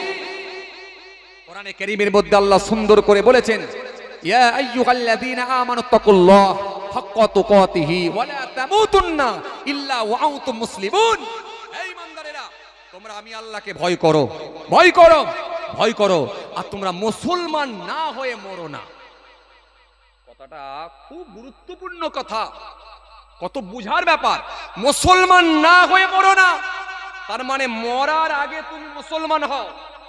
আরে কথা বলে না, কথা বলে না। আল্লাহ একবারও বলেন না যে মরার পরে মুসলমান হও। আল্লাহ বলছেন মুসলমান না হয়ে তুমি মরো না, তার মানে মরার আগে তুমি মুসলমান হও। কিন্তু বড় আফসোসের কথা বলি, বড় আফসোস নিয়ে বলি, বড় দুঃখ নিয়ে বলি, আজকে আমরা কিছু মুসলমান হাইরে নিজেদেরকে মুসলমান বলে দাবি করি, মরার আগে মুসলমান নয়, মরার পরে তাকে মুসলমান বানানো হয়। আরে কথা বলছেন না কেন? হ্যাঁ না কিছু বলেন না রে বাবা। মরার আগে লোকটা মুসলমান হতে পারল না, মরার আগে লোকটা ধার্মিক হতে পারল না, মরার আগে লোকটা নামাজি হতে পারল না, মরার আগে লোকটা রোজাদার হতে পারল না, মরার আগে লোকটা দাড়িওয়ালা হতে পারল না, মরার আগে লোকটা ফরজ মানতে পারল না, মরার আগে লোকটা ওয়াজিব মানতে পারল না, মরার আগে লোকটা সুন্নতে মুআক্কাদাগুলো মানতে পারল না, মরার আগে লোকটা সুন্নতে গায়ের মুআক্কাদা এগুলো মেনে নিতে পারল না। মরার আগে সেই মানুষটা গেঁজাখোর, মরার আগে সেই মানুষটা মদখোর, মরার আগে সেই মানুষটা আফিংখোর, মরার আগে সেই মানুষটা গালাগালিতে পিএইচডি করে, মরার আগে সেই মানুষটা আমানতের খেয়ানত করে, মরার আগে সেই মানুষটা মানুষের আমানতের খেয়ানত করে, মরার আগে সেই মানুষটা, মরার আগে সেই মানুষটা লোকের জমিকে বর্গা করে খেয়ে নেয়, মরার আগে সেই মানুষটা সামান্য জিনিসের জন্য মানুষকে পিটিয়ে পিটিয়ে মারে, মরার আগে লোকটা মুসলমান হলো না। আর যখনই লোকটা মারা যায় ওই মানুষটাকে এবারে আমরা মুসলমান বানানোর জন্য লাফালাফি করি, প্রতিযোগিতা শুরু করে দিয়ে কত তাড়াতাড়ি মুসলমান বানানো যায়। ওই লোকটার পকেট থেকে সিগারেটের ঠোলটা আমরা বের করে ফেলে দিয়ে ওই মানুষটার পকেট থেকে বিড়ি ধরাবার জন্য ম্যাচিসটাকে আমরা ছুঁড়ে ফেলে দিয়ে ওই মানুষটার পকেট থেকে আমরা বিড়ির ব্যান্ডিলটাকে ছুঁড়ে ফেলে দিয়ে ওই মানুষটার পকেট থেকে আমরা খৈনির ডিব্বাটা ফেলে দিয়ে ওই মানুষটার প্যান্টটাকে আমরা আস্তে আস্তে খুলে দিয়ে অন্য কাপড় দিয়ে ঢাকা দিয়ে ওই মানুষটার শার্টটাকে, ওই মানুষটার জামাটাকে আস্তে আস্তে খুলে নিয়ে যদি খুলে নিতে না পারি অন্তত কাঁচি দিয়ে বেলেট দিয়ে তার পোশাকটাকে আস্তে আস্তে কেটে আমরা খুলে নিয়ে এত আস্তে আস্তে করি, এত আদবের দিকে লক্ষ্য করে করি, এত শিষ্টাচার আমরা রেখে করি যাতে করে ওই মানুষটার ওপরে কোনো কষ্ট না হয়, এত আমরা আস্তে আস্তে করে থাকি। আস্তে আস্তে যখন আমরা তার গায়ের জামা খুলে দিই, পরনের কাপড় খুলে দিই, পরনের কাপড়ও খুলে দিয়ে গায়ের জামা খুলে দিয়ে অন্য কাপড়ও তার গায়ে চাপা দিয়ে দিই। আস্তে আস্তে ওই মানুষটাকে এবার গোসল দেবার আমরা ব্যবস্থা করিয়ে ওই মানুষটাকে আস্তে আস্তে গোসল দিয়ে ও বাবাজি আমার ভাইয়েরা গোসল দেওয়া হয়ে যায়। পিঠের দিকে 3 বার পানি ছড়িয়ে দেওয়া হয়। বাবাজি আমার ভাইয়েরা ওই মানুষটাকে আস্তে আস্তে অজু করানো হয়। অজু করিয়ে দিয়ে সাদা 3খানা কাপড় নিয়ে এসে কাপড়ের মধ্যে ভরে দিয়ে সুন্দর করে এই মানুষটার ওপরে আহারে ওই মানুষটার ওপরে সুন্দর করে আমরা কর্পূর ছড়িয়ে দিয়ে সুন্দর করে আতর ছড়িয়ে দিয়ে ওই মানুষটাকে আমরা এবারে মুসলমান বানিয়ে দিয়ে বড় একটা মাঠেতে জানাজার জায়গাতে আমরা নিয়ে যাই, কিংবা ঈদগাহে আমরা নিয়ে যাই, ঘাড়ে করে নিয়ে যাই। ও বাবাজি আমার ভাইয়েরা নামি দামি একটা হুজুরকে নিয়ে এসে জানাজার নামাজ পড়াবার বন্দোবস্ত করে দিয়ে জানাজার নামাজখানা যখন আদায় হয়ে যায় ফার্জে কিফায়ার নামাজখানা যখন হয়ে যায়, ফার্জে কিফায়ার নামাজখানা হয়ে যাবার পরেতে ওই মানুষটাকে আমরা কাঁধে করে নিয়ে ঘাড়ে করে নিয়ে কলেমার জিকির করতে করতে আমরা কবরস্থানের দিকে নিয়ে যাই। কবরস্থানের দিকে নিয়ে গিয়ে বড় আদবের মধ্য থেকে বড় শিষ্টাচার রেখে ওই মানুষটাকে আস্তে আস্তে ওই গেঁজাখোর লোকটা, ওই বিড়িখোর লোকটা, ওই দাড়ি খাটা লোকটা, ওই লোকটা জুম্মা নাই, নামাজ নাই, রোজা নাই, তবু ওই মানুষটাকে আমরা বড় শিষ্টাচার রেখে যাতে করে কষ্ট না হয় আস্তে আস্তে জমিনের ওপর রেখে সুন্দর করে আস্তে আস্তে আমরা ওর ওপরে বাঁশের মাচাখানা খড় দিয়ে চাল তৈরি করে মাটি চাপা দিয়ে আমরা ওই মানুষটাকে আস্তে আস্তে কবরের মধ্যে দাফন করে দিয়ে থাকি। ও বাবাজি আমার ভাইরা একবারও তো কই বললাম না নামাজির জন্য আলাদা কাফন হবে আর বেনামাজির জন্য আলাদা কাফন হবে, আলাদা কাপড় হবে। একবারও তো আমরা বললাম না নামাজির জন্য যেভাবে গোসল হবে বেনামাজির জন্য গোসল হবে না, এটা তো একবারও আমরা বলি না। অথচ নামাজির জন্য, দাড়িওয়ালার জন্য, রোজাদারের জন্য যেই সিস্টেমে আমরা করে থাকি বেনামাজি দাড়ি কাটা বেরোজাদার তারও জন্য কিন্তু একইভাবে আমরা করে থাকি। আসলে কিন্তু এটা মনে রাখতে হবে সে মানুষটাকে যতই আমরা মুসলমান বানাবার চেষ্টা করি না কেন আসলে কিন্তু মুসলমানের খাতাতে তার নাম উঠল না। এই জন্য আল্লাহ কোরআনে কারীমের মধ্যে বললেন, ও বান্দা তোমরা আমাকে ভয় করো আর মুসলমান না হয়ে তোমরা মরো না। তার মানে মুসলমান হয়ে মরো, মরার আগে তোমরা মুসলমান হয়ে যা। এই জন্য আমার আল্লাহ কোরআনে কারীমের মধ্যে আবার অন্য জায়গায় আয়াত দিলেন, সুন্দর করে জানিয়ে দিলেন, ইয়া আইয়ুহাল্লাযীনা আমানুত্তাকুল্লাহ, হে ঈমানদারেরা তোমরা আমি আল্লাহকে ভয় করো, ভয় করো, ভয় করো, ভয় করো। অকুল কওলান সাদীদা, এবং তোমরা সত্য কথাগুলো বলো। পৃথিবীর জমিনে বাঁচবে সত্য কথা বলবে। ও পটল বিক্রেতা যখন সবজি মার্কেটে যাবে পটল বিক্রি করতে যাবে, 3 দিন আগেকারের পটলগুলোকে পানির ঝাপটা মেরে আজকের টাটকা পটল বলে যেন চালিয়ে দিও না। আমি আল্লাহ বলি সত্য কথা বলো। ও সবজি বিক্রেতা সত্য কথা বলো। ও জমির দালাল, ও জমির দালালি করতে গিয়ে 2,10,000 টাকা করে শতক দিয়ে জমি কিনে সেটাকে যেন 2.5 লাখ টাকা করে আল্লাহর কসম বলে কিনেছি বলে চালিয়ে দেবে না। সত্য কথা বলো। আমি আল্লাহ বলছি সত্য কথা বলো, সত্য কথা বলো। যদি তোমরা সত্য কথা বলতে পারো আর যদি আমাকে ভয় করতে পারো, আমি আল্লাহ কথা দিচ্ছি ইউসলিহ লাকুম আমালাকুম ওয়া ইয়াগফিরু লাকুম যুনুবাকুম, আমি আল্লাহ তোমাদের কাজগুলোকে শুদ্ধ করে দেব আর পৃথিবীর জমিনে তোমাদের গুনাহগুলোকে আমি আল্লাহ ক্ষমা করে দেব। জোরে হয় না? আরো জোরে বলেন। তোমরা যদি আমাকে দুটো দাও আমাকে যদি ভয় করো আর যদি সত্য কথা বলো আমিও দুটো জিনিস দেব। কি দেব? তোমাদের কাজগুলোকে আমি আল্লাহ শুদ্ধ করে নেব আর তোমাদেরকে তোমাদের পাপগুলোকে আমি আল্লাহ ক্ষমা করে দেব। ইউসলিহ লাকুম আমালাকুম ওয়া ইয়াগফিরু লাকুম যুনুবাকুম ওয়া মান ইউতিল্লাহ ওয়া রাসূলাহু ফাকাদ ফাযা ফাওজান আযীম। আল্লাহ সুন্দর করে বললেন, আর যে ব্যক্তিটা আল্লাহ আল্লাহ রাসূলের পথকে অনুসরণ করবে নিশ্চিতভাবে সে মানুষটাই সফল হবে, সফলতা তার জন্যই থাকবে। চলুন, কথা বলতে বলতে অনেক দূরে চলে গেলাম। আসেন রিটার্ন আসি, ফিরে আসি, ব্যাকে আসি। মাঝে মাঝে আমাদেরকেও ব্যাকে আসতে হয়। আরে কথা বলছেন না কেন? এই যে সামনে মোর মাথাটা এসে একটু ব্যাকে এলাম। কমিটির ভাইরাও ছিল, হুজুর হুজুর ডান বাঁদিকে বাঁদিকে বাঁদিকে, কমিটি ড্রাইভার ড্রাইভার ড্রাইভার বাঁদিকে বাঁদিকে, ড্রাইভার বাঁদিকে বলছে, ড্রাইভার সোজা চলে গেছে। একটু ব্যাকে মারতে হয়, এই জন্য ওয়াচ করতে হয়, প্রয়োজনে আগিয়ে যেতে হয়, আবার ব্যাকেও আসতে হয়, একটু রিটার্ন এসে আবার আসল জায়গায় পৌঁছাতে হয়। চলুন, যেখান থেকে ঠিক ছেড়ে এলাম, আম্মাজান মা ফাতেমা রাদিয়াল্লাহু তাআলা আনহা, মনে আছে আপনাদের? মনে আছে? সব কিছু শুনলেন, মনটা খারাপ হয়ে গেল। নবীর মেয়ে আম্মাজান ফাতেমা, আম্মাজানের মনটা বড় খারাপ হয়ে গেল, কষ্ট পেয়ে গেলেন। কষ্ট পেয়ে গিয়ে চোখ দিয়ে পানি ঝরছে, ঝরতে ঝরতে বলছেন, আব্বাজান ওই সময় কি আপনি হায়াতে থাকবেন? না মা, আমি তো থাকবো না। আব্বাজান আপনার জামাতা হযরতে আলী তিনি কি থাকবেন? না মা, তিনিও থাকবেন না।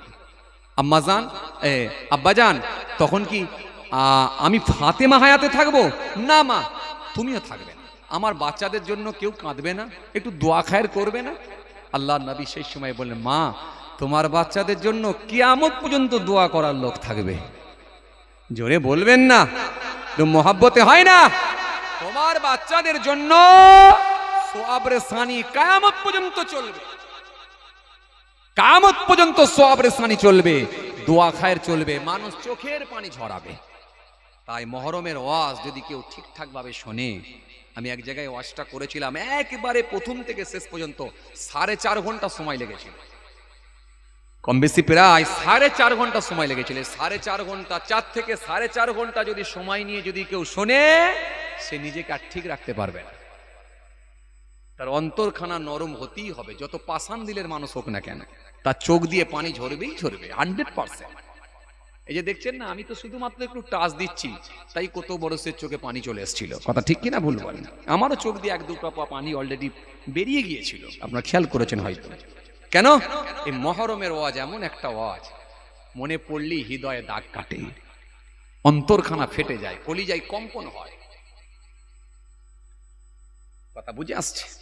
45 বছর বয়স, 49 হিজরি, রাসূলুল্লাহর বড় নাতি হযরত ইমাম হাসান রাদিয়াল্লাহু তাআলা আনহুকে দুশমনের দল বিষ পান করিয়ে শহীদ করে দিয়েছিল। হুজুর শহীদি মওত বরণ করেছিলেন, হুজুর আমার ইন্তেকাল হয়ে গিয়েছিলেন। কেন আপনাদের জানা আছে, এজিদের পরামর্শ অনুযায়ী হযরত ইমাম হোসাইনের স্ত্রীকে দিয়ে হযরত ইমাম হোসাইনকে বিষ পান করানো হয়েছিল, বারে বারে বিষ পান করানো হয়েছিল। রাসূলুল্লাহর কলিজার টুকরা নাতিকে বিষ পান করানো হয়েছিল। একবার, দুবার, তিনবার, বারে বিষ পান করানো হয়েছিল। কখনো পাত্রের মধ্যে দিয়ে বিষ খাওয়ানো হয়েছিল, কখনো খেজুরের বীজ ফেলে দিয়ে খেজুরের মধ্যে বিষ ঢুকিয়ে দিয়ে হযরত ইমাম হাসানকে বিষ পান করানো হয়েছিল। বিবাহ কেন্দ্রীয় বিষয়কে কেন্দ্র করে, বিবাহ সংক্রান্ত বিষয়কে নিয়ে জি রাসূলুল্লাহর বড় নাতিকে শহীদ করে দেওয়া হয়েছিল। জি, নবীর বড় নাতিকে শহীদ করে দেওয়া হয়েছিল। নবীর বড় নাতির স্ত্রী মদিনার একজন সুন্দরী মহিলা ছিলেন। জি, মদিনার দুশমন সহ্য করতে পারল, জি একজন মহিলাকে দিয়ে, একজন কূটনীতিবিদ মহিলাকে দিয়ে রাসূলুল্লাহর নাতি ইমাম হাসান হুজুরের স্ত্রীকে কন্ট্রোলে নিয়েছে বিষ পান করানো হয়েছিল। তুমি কেন এরকম গরিব ফকির একটা ছেলেকে বিবাহ করলে? তুমি মদিনার একজন সুন্দরী মহিলা, তোমার কত ভালো জায়গায় বিবাহ হবে, কত সুন্দর জায়গায় তোমার বিবাহ হবে। হ্যাঁ, মদিনার একজন তুমি সুন্দরী মহিলা, ভালো জায়গায় একটা বিবাহ হবে, যার অনেক অ্যাসেট থাকবে, অনেক অর্থ থাকবে, বাড়িতে অনেক গৃহপালিত পশু থাকবে, প্রাণী থাকবে। আর তুমি এরকম একটা গরিব ফকির একটা ছেলেকে তুমি বিবাহ করলে। বারবার ষড়যন্ত্র করে রাসূলুল্লাহর নাতির হযরত ইমাম হাসান রাদিয়াল্লাহু তাআলা আনহুর স্ত্রীকে যেভাবে হোক বুঝিয়ে, কলে বলে ছলে কৌশলে বুঝিয়ে নিয়ে ইমাম হাসান হুজুরকে বিষ পান করিয়ে দেওয়া হয়েছিল। বারে যখন বিষ পান করানো হয়েছিল, হুজুর বড় জয়ীফ হয়ে পড়েছিলেন, বড় দুর্বল হয়ে পড়েছিলেন। রাসূলুল্লাহর কলিজার টুকরা নাতি হযরত ইমাম হাসান রাদিয়াল্লাহু তাআলা আনহু তিনি নানা জানের মাজারে গিয়ে নানা জানের ওসিলা দিয়ে দোয়া চেয়েছিলেন। আল্লাহ পাক ওই বিষকে পানিও করে দিয়েছে, ওই বিষকে পানি করে দিয়েছে। রাসূলুল্লাহর কলিজার টুকরা নাতি হযরত ইমাম হাসান রাদিয়াল্লাহু তাআলা আনহু হুজুরকে যখন খেজুরের বীজখানা বের করে নিয়ে গেলেন, ওই খেজুরের মধ্যে বীজ ভরে দিয়ে গেলেন রাসূলুল্লাহর কলিজার টুকরা নাতিকে যখন বীজ খাইয়ে দেয়া হলো, হুজুরের শরীরের মধ্যে কলিজার গিয়ে যখন ওই বীজখানা গিয়ে ধাক্কা মারে হুজুরের কলিজা খানা জ্বলে যায়, হুজুর আর সহ্য করতে পারেন না। আল্লাহ নবীর নাতি হযরত ইমাম হাসান রাদিয়াল্লাহু তাআলা আনহু হুজুর আর দেরি না করে নবীর রওজায় মাজারে গেলেন। মাজারে গিয়ে ঝরঝর করে কাঁদতে লাগলেন, তেলাওয়াত করলেন, তেলাওয়াত করে নানা জানের দরবারে গিয়ে আল্লাহ দরবারে হাত তুললেন, নানা জানের ওসিলা দিয়ে দোয়া চেয়েছিলেন। নানা জানের ওসিলাতে আমার আল্লাহ পাক ওই বীজকে পানি করে দিয়েছিলেন। এরকম ভাবে যখন বারে খাওয়ানো হয়, হুজুর বড় জয়ীফ হয়ে পড়েন, বড় কামজোর হয়ে পড়েন, বড় মাজুর হয়ে পড়েন। হুজুর আর রৌদ্রে বার হতে পারতেন না, হুজুর আর দ্রুত হাঁটতে পারতেন না, তাড়াহুড়ো করে হুজুর আর যেতে পারতেন না, রৌদ্রে আর বেরোতে পারতেন না, কেন রৌদ্রের তাপ হুজুরের আর সহ্য হতো না। হুজুর বড় কামজোর হয়ে পড়েছিলেন। অনেক লম্বা ঘটনা, আমি একেবারে ছোট করে খালি মূল কথাটা আপনাদের সামনে একটু টাচ দিচ্ছি। কেন আগেই বললাম, মুহররমের যদি ঘটনা বলা হয় বা রাসূলুল্লাহর দুই নাতিকে নিয়ে যদি ডিটেলস আলোচনা করা হয়, অন্তত 4 থেকে 4.5 ঘন্টা সময় লাগবে। অত ডিটেলস আলোচনায় আমি যাচ্ছি না, একেবারে শেষ লগ্ন থেকে একটুখানি অন্তত টাচ দিচ্ছি। বারবার যখন হুজুরকে বিষ পান করানো হলো, হুজুর বড় কমজোর হয়ে পড়লেন, বড় অসুস্থ হয়ে পড়লেন। হুজুর আর সহ্য করতে পারছেন না, রৌদ্রের তাপ হুজুর সহ্য করতে পারতেন না। হুজুর দ্রুত হাঁটতে পারতেন না, তাড়াহুড়ো করে হাঁটতে পারতেন না, বড় কমজোর হয়ে গিয়েছিলেন। জীবনে শেষ রাত হুজুর বিষ পান করানো হয়েছিল। হুজুরকে যখন ফ্যামিলি থেকে এই বিষ পান করিয়ে দেওয়া হয়েছিল, হুজুরের মুরিদ মুতাকিদিনেরা আর সহ্য করতে পারল না। তারা হুজুরকে নিয়ে চলে এলেন, নিজেদের দায়িত্বে নিলেন, আমরা হুজুরের দেখভাল করব, আমরাই হুজুরের খাওয়া দাওয়ার ব্যবস্থা করব, আমরাই হুজুরের সেবা যত্ন করব। হুজুর বড় অসুস্থ অবস্থায় আছেন, জীবনে শেষ রাত, 45 বছর বয়স, 49 হিজরি, জীবনে শেষ রাত যখন এসে গেল, হুজুর যখন মুরিদদের কাছে আছেন, মুরিদরা হুজুরকে গোল করে ঘিরে রেখেছেন। হুজুর আস্তে আস্তে রাত হয়ে যাচ্ছে, এই বারবার বিষ পান করানোর কারণে হুজুরের তেষ্টা পিপাসা বড় বেড়ে গিয়েছিল। ঘন ঘন হুজুরের পানির প্রয়োজন হতো, ঘন ঘন হুজুরের পিপাসা লাগতো। তাই মুরিদরা সব সময় হুজুরের জন্য কুজোর ব্যবস্থা করে তার ভেতরে পানি রেখে হুজুরের পানির ব্যবস্থা সব সময়ের জন্য মজুদ করে রাখতো। হুজুরের মাথার কাছে পানির ব্যবস্থা করা হয়েছিল। কিন্তু জীবনের শেষ রাত ৪৫ বছর বয়স ৪৯ হিজরি, এটাই হয়েছিল হুজুরের জীবনের শেষ রাত। জীবনের শেষ রাত হয়ে গেল, হুজুর এই রাতে শাহাদাত বরণ করবেন, ইন্তেকাল হয়ে যাবেন, শহীদি মওত হুজুরের হবে। এটা জীবনের শেষ রাত, ৪৯ হিজরি, ৪৫ বছর বয়স। ও আল্লাহ, তো অনেক টাইম হয়ে গেছে গো, 12:30 বেজে গেছে, আমি তো ওয়াচ করেই যাচ্ছি। থাক আর বলবো নি ভাই। ই আল্লাহ, আপনারা তো মহরমের ওয়াজ আমার থেকে বেশি বেশি জানেন, প্রতিদিন ওয়াজ শুনছেন আলহামদুলিল্লাহ। তারপর আবার বলছেন বলেন বলেন, যে রাসূলুল্লাহর নাতিদের ওয়াজ আপনাদের সবার মুখস্থ আছে আলহামদুলিল্লাহ। তবে হ্যাঁ, এটা ঠিক, নবীর নাতিদের কথা শুনলে হৃদয়টা নরম হয়ে যায়, অন্তরখানা নরম হয়ে যায়। আহারে, অন্তরখানা নরম হয়ে যায়, যত পাষাণ দিলেরই মানুষ হোক না কেন, হৃদয়টা তার নরম হয়ে যায়, সহ্য করতে পারে না। রাসূলুল্লাহর নাতি হযরত ইমাম হাসান রাদিয়াল্লাহু তাআলা আনহু জীবনের শেষ রাত, ৪৫ বছর বয়স, ৪৯ হিজরি। আস্তে আস্তে হুজুর শাহাদাত বরণ করবেন। হুজুরের পানির মওজুদ করা হয়েছে, মাথার কাছে কুঁজোর মধ্যে পানি রাখা আছে। রাত হয়ে গেছে, হুজুর অসুস্থ অবস্থায় আছেন, বিছানায় শয়ন করেছেন। এসার নামাজখানা আদায় করে নিয়ে হুজুর শুয়ে শুয়ে এসার নামাজখানা আদায় করে নিয়ে বিছানায় হুজুর শয়ন করেছেন, শুয়ে আছেন, এসার নামাজখানা পড়ে শুয়ে আছেন। রাত হয়ে গেছে, অনেকটাই রাত, গভীর রাত। হুজুর সন্ধ্যা থেকে বারে বারে পানি খেয়েছেন। গভীর রাত্রিতে হুজুরের একটু ঘুম এসে গেছে, হুজুর একটু চোখটা বন্ধ করে নিয়েছেন, হুজুর একটু ঘুমিয়ে পড়েছেন। এমত অবস্থায় দেখা যায় হুজুরের মজুরের মুরিদ মুতাকিদিন যারা ছিল, তানাদেরও চোখে ঘুম এসে গেল। সবটাই তো আল্লাহর মাশিয়াত, আল্লাহর ইচ্ছা। সবাই আস্তে আস্তে দেখা যায় ঘুমেতে টলতে শুরু করলাম। কেউ বা মাথাটা হেঁট করে দিল, কেউ বা দেওয়ালে মাথাটা ঠেক দিল, দেওয়ালে মাথাটা ঠেকিয়ে দিয়ে সবাই আস্তে আস্তে ঘুমিয়ে পড়ল। হুজুরও একটু বিছানায় ঘুমিয়ে পড়েছে, হুজুরকে গোল করে ঘিরে আছি, ঘুমিয়ে পড়েছে। ভালো মতো বসে বসে ঘুম না হলেও কিন্তু অনেক সময় আমরাও ঘুমিয়ে পড়ি যখন আমাদের খুব ক্লান্ত শরীর থাকে, হয় না? আপনারা দেখবেন এই বসিরহাট থেকে বারাসাতে যাচ্ছেন, সিটে বসে বসে ঘুমোচ্ছেন। আরে কথা বলছেন না কেন?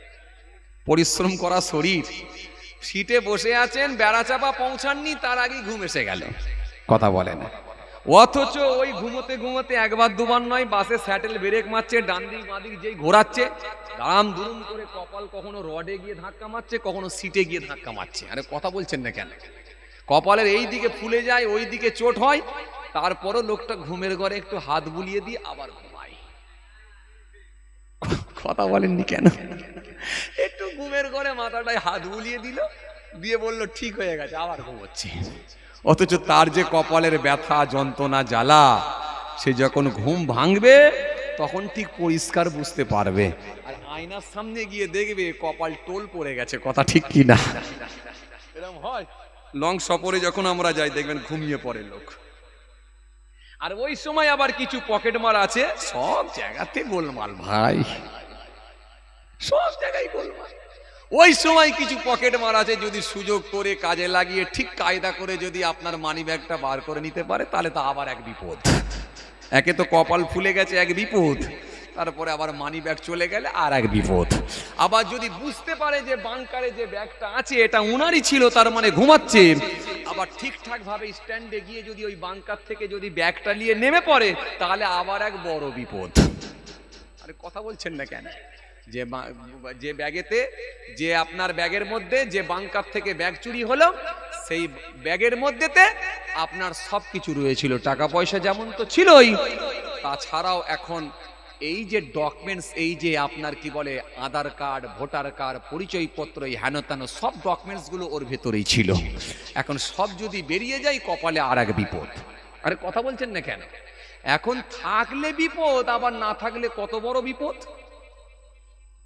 কথা মনে হয় বুঝতে পারেননি। এই তো কদিন আগে সোশ্যাল মিডিয়া দেখছিলেন না, ডেলি নতুন নতুন খবর, ডেলি আপডেট দিচ্ছে। কথা বলেন কি, আধার কার্ড থাকলে হবে না, রেশন কার্ড থাকলে হবে না, প্যান কার্ড থাকলে হবে না, ভোটার কার্ড থাকলে হবে না, তো কি দিতে হবে? দিতে হবে বার্থ সার্টিফিকেট। 1987 সালে যারা জন্মগ্রহণ করেছে তার আগের মাল বার করতে হবে। তো 1987 সালের আগে যারা জন্মগ্রহণ করেছে যদি বার্থ সার্টিফিকেট দিতে হয়, তো তোরা দুজন তখন কোথায় ছিলিস? তো তখনই এসে বলতে পারতিস যে বার্থ সার্টিফিকেটগুলো একটু যত্ন করে রাখো গো, আমি 2025 সালে গিয়ে চাইবো। বদমাইশি, এই জন্য লোকেরা গালাগালি করে ফেলে ভাই। আর হুজুর সাহেব, হাফেজ সাহেব, মৌলানা সাহেব এরা তো আর গালাগালি দিতে পারবে না, কিন্তু রাগটা এত ধরে গোটা শরীরের লোম দাঁড়িয়ে যায় রেগে গিয়ে।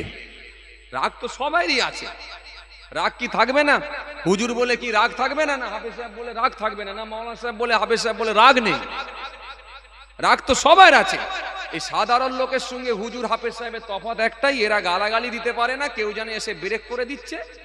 আর সাধারণ ঠেলাওয়ালা, মূল্যওয়ালা, কলাওয়ালা হলে একবারে ধোয়া কাপড় পরিয়ে দেবে। আরে কথা বলেন না কেন? যারা গালাগালিতে পিএইচডি করেছে দিল, একবারে দমে দিয়ে দিল, যা ছিল সব, কোনোটাই বাদ নেই। সবকটা গালাগালিকে যদি এক কাছে ভরে যদি একটা ব্যাগের মধ্যে রাখা হয়, আমার মনে হচ্ছে ব্যাগে জায়গা হবে না, বস্তা দরকার। কথা বলেননি কেন? যে চলেন, কি বলছিলাম যেন? তাহলে এই ডকুমেন্টস থাকার পরে বলছে হবে না, আর না থাকলে খুব চাপ, খুব চাপ। আর এদের সব সময় সে পেট গরম আর মাথা গরমটা হয় ঠিক ইলেকশনের আগে। সে কবে থেকে বলছে 2018 সাল 19 সাল থেকে বলছে এনআরসি করব, তো করে বাদ দিয়ে দে। যে কটাকে বাদ দেওয়ার দিতে মন যায় দিয়ে দে, যে কটাকে রাখতে মন যায় রেখে দে। যদি মনে হয় একটাও রাখবো না, তো একটাও রাখতে হবে না। যদি বাংলাদেশেতে পাঠাতে মন যায় বাংলাদেশে পাঠা, আর যদি মনে হয় আমেরিকায় পাঠাবো তো আমেরিকায় পাঠিয়ে দে। যদি মনে হয় রাখবো না তো রাখতে হবে না। তো ঝুলিয়ে ঝুলিয়ে ঝুলিয়ে ঝুলিয়ে খালি মানুষের ভেতরে সেই ইলেকশনের আগে কেন ভয় ভীতি ঢোকাবি? কথা বলে না, যত সমস্যা সেই ইলেকশনের আগে। আবার সে আধার কার্ড এ করো, সেই করো, সেই করো। আরে শোন খ্যাপা, আসামে কারা বাদ গিয়েছিল বল দিগিনি? হিন্দু এবং মুসলমান উভয় সম্প্রদায়ের মানুষই বাদ গেছে। তবে এটা মনে রাখতে হবে, মুসলমান যা বাদ গেছে তার থেকে হিন্দু ভাইয়ের নাম কিন্তু বেশি আছে, হিন্দু ভাইরা বেশি বাদ গেছে।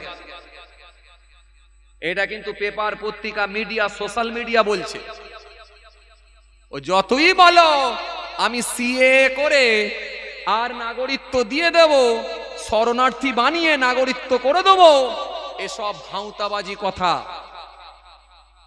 আপনি ছিলেন ভালো পায়ে হাঁটতেন, এখন যদি বলে পা ভেঙে দিয়ে আবার প্লাস্টার করে নতুন করে পাত লাগিয়ে বানাবো, আরে কথা বলে না। ছিল পা ভালো, এখন যদি কেউ বলে দেয় এই পাটা ভেঙে দিয়ে আবার প্লাস্টার করব, দরকার হলো ভেতরে লোহার পাত দিয়ে আবার নতুন করে পা বানিয়ে দেবো, তাহলে বলেন তো আগের পা ঠিক ছিল না পরের পাটা ঠিক হলো? তো কবে যে মানুষ বুঝবে? এরা খালি এক কিছু শ্রেণীর মানুষ, তারা মাথায় একটাই ঢুকে আছে, আমাদেরকে তো রাখবে। আরে রাখবে তাহলে দিনাজপুরে, উত্তর দিনাজপুর তো নাকি না কুচবিহার, যেটা আমরা দেখছিলাম এই বাংলায় বলেন না রে বাবা, কুচবিহার।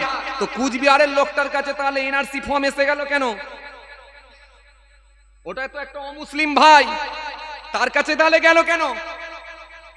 শোনেন, এরা হিন্দু, মুসলমান, শিখ, ইসাই কারোরই দরদি নয়। আসলে হলো এরা গরিবের শত্রু, এরা হলো গরিবের শত্রু, এরা হলো মানবতার শত্রু, এরা হলো ইনসানিয়াতের শত্রু। এরা মানুষকে ভালোবাসে না, এরা শুধু পুঁজিপতিদের হলো সরকার, এরা শুধু ধনী লোকেদের সরকার। ধনী লোক ছাড়া গরিব লোকেদের কোনো মূল্য এরা দেয় না। কেন? একেবারে যদি সব সম্প্রদায়ের মানুষকে নিয়ে যদি গেম খেলতে যাই, তাহলে ঠিক ব্রিটিশের মতো হাল হবে। তাই কিছু মানুষকে হাত বুলিয়ে তারা বলে সবর করো, তোমাদের চিন্তা নাই, শুধুমাত্র সুকৌশলে বুঝিয়ে বাজিয়ে ঠিক রেখে আসলে সবার ওপরই কিন্তু ষড়যন্ত্র করে চালাতে চাইছে।